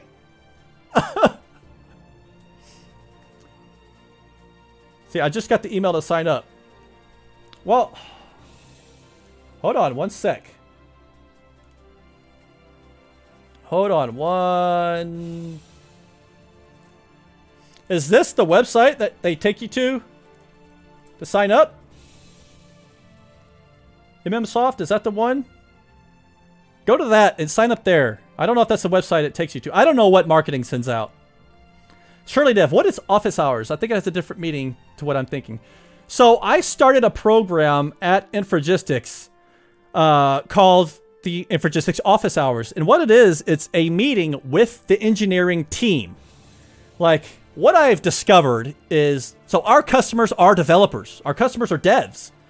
And I myself, being a dev, I don't like talking to sales. I don't like talking to marketing. I want to talk to the people writing the product. So the idea was, I'm going to have a monthly meeting where I make a specific team that we have available for customers to ask those technical questions to. We cover what we're releasing, what we're working on that we haven't released, what's on our backlog, and customers have the chance to ask the people writing the product any highly technical question they want. So it's pretty cool. Now you have 2 stuck sites. It works for me. What browser are you using? I'm using Edgeium, which is the Chromium Edge, and Chrome.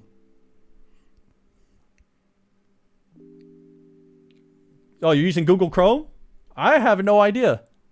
Try another browser. Like, that blows my mind. That should work. It's just a form. It's just a web form.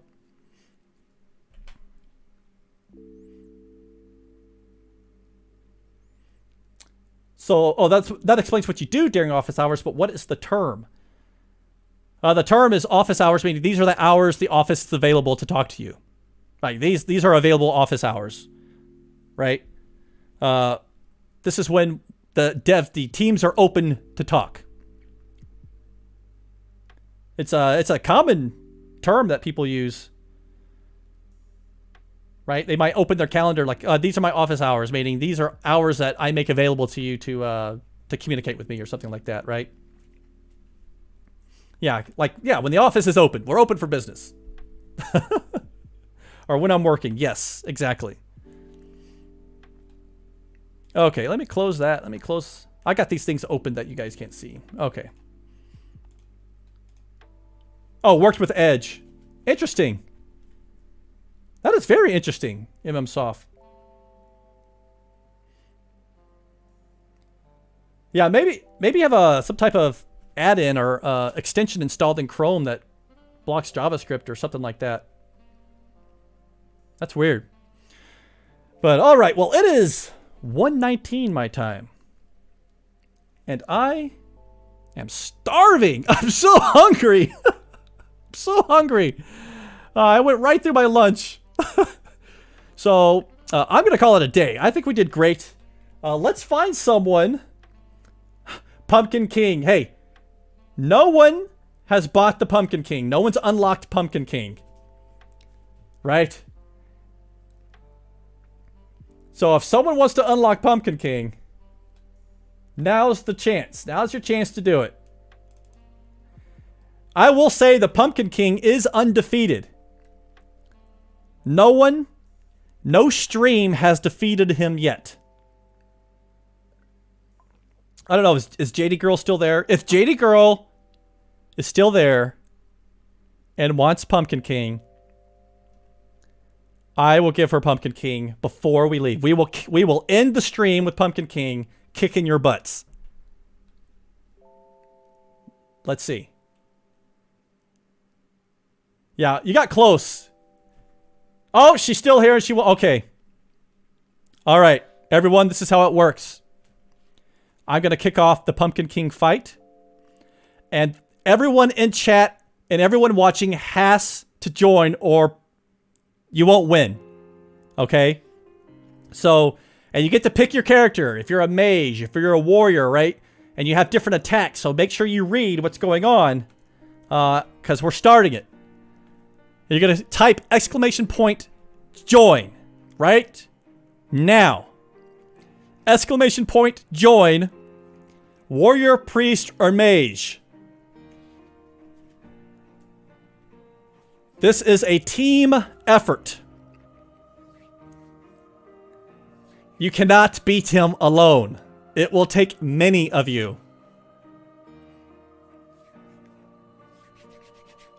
And I don't know if we have enough people. I don't know if... Nope, we do not have enough people. That Pumpkin King is going to kick your butt. Oh. That's too bad. That's too bad. So, you're going to get a little brown... Or, not brown. A faded black box that pops up. And you can... have attacks like Mortal Strike or Demoralize. It depends on your character what you have, right? So the Pumpkin King is undefeated. And based on the number of people in the chat, I think he's going to stay that way.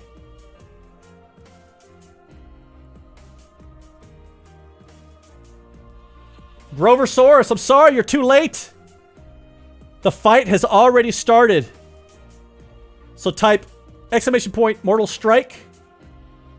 Stein. There you go. The first hit. Death Knight. Death Knight is up. Oh, the first 3 got smacked. Oh, man. So while you guys fight, I'm going to find our next person to, what are we doing? To raid. So you guys fight the Battle King and get your butts kicked. Okay, so it looks like, I don't know, bald-bearded builders available.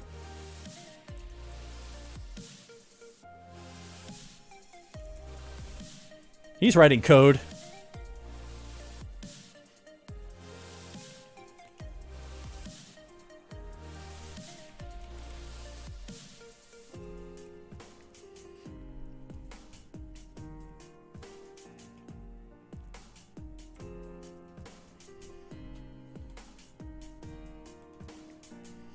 Lifesteal. Raid Lana Lux. Well, we raided her last time, remember? We raided Lana last time. I want to raid someone else. Right now I'm thinking bald-bearded builder. He's doing something with chatbots and stuff like that.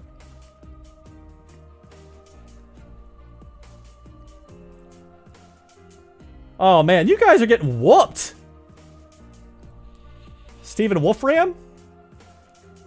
Let me check Steven Wolfram out while you guys get your butts kicked.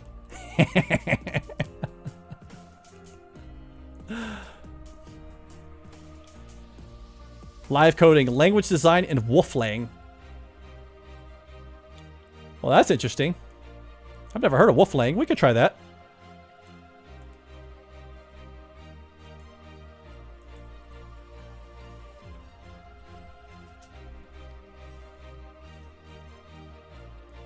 Oh my gosh, yeah. You guys aren't even close. Not even close.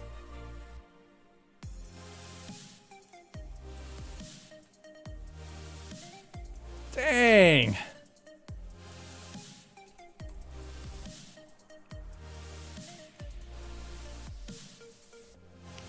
This is not looking good for you all. I hate to be the bearer of bad news, but oh my gosh.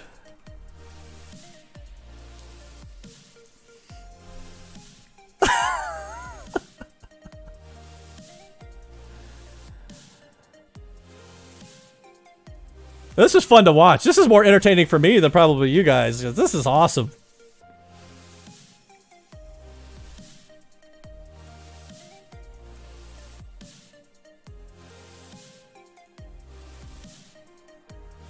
Yeah, he does a lot of damage. You just didn't have enough people to join. I wonder if I could change that, the time it takes for people to join. Because 60 seconds might not be enough for people to realize that they're about to jump into a boss battle.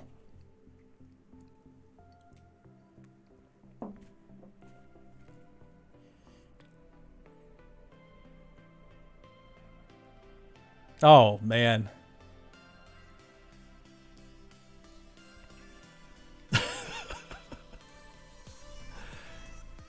What do you got? What do you got? You know what I need? I need battle music. I need to find some battle music so the next time we do this, it's like battle music. If we had 4 priests, we could out-heal. Yeah. We could out-heal. There's definitely a lot of strategy into this game. I think the Pumpkin King is going to remain undefeated. I hate to say it.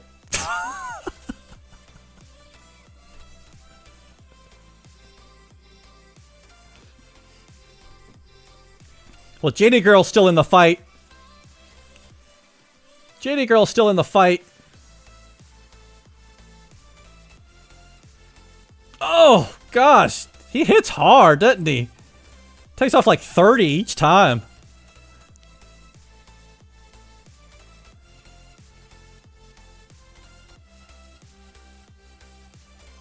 What do we got? What do we got? Yeah, and he hits 3 people. Now, I'm curious how many people you would need. Probably, I think if he had like 15, 18 people, you could probably take down the Pumpkin King. Man, I really wish I had some. I need to find some of that 8-bit video game music. That would really just, it would really set the mood. You know what I'm saying?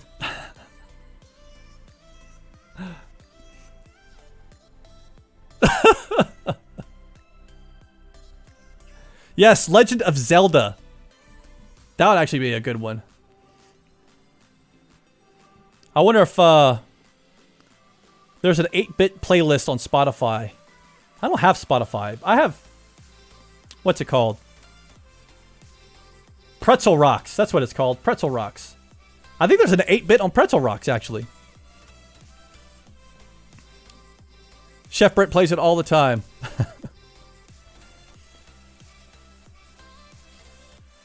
Yeah.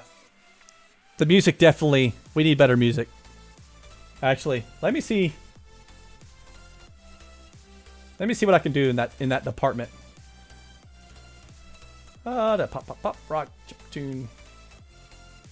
The ambient chill. What's this chip tune?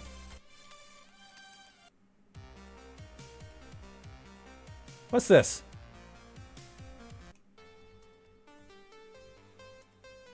This isn't bad. Let me skip another song.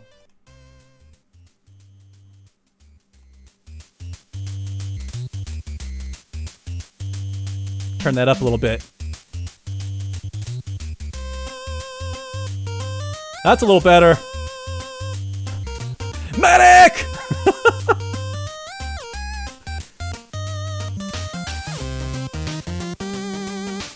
Yeah, I think this music a little better for this fight.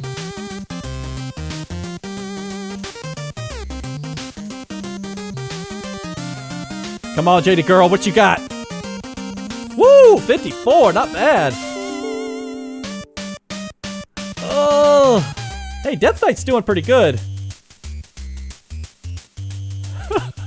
Death Knight, I'm gonna be sitting in a tavern telling people of the horrors of the Pumpkin King.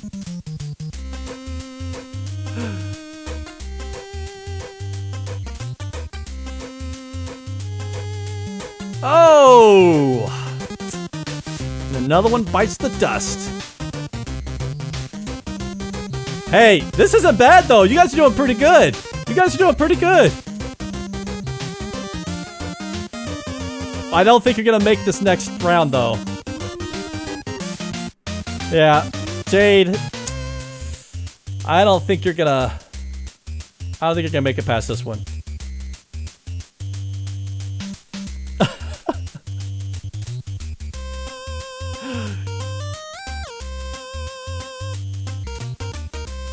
Oh. Oh, Jade is down. Okay, there's 2 left. Oh, this is actually pretty close.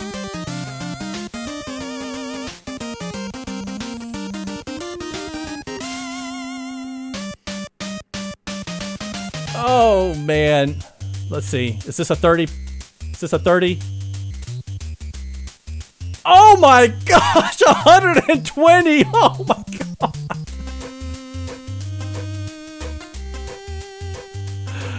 Oh! Hey, you know what? Good effort. Good effort, team. You couldn't pull it off, but maybe next time.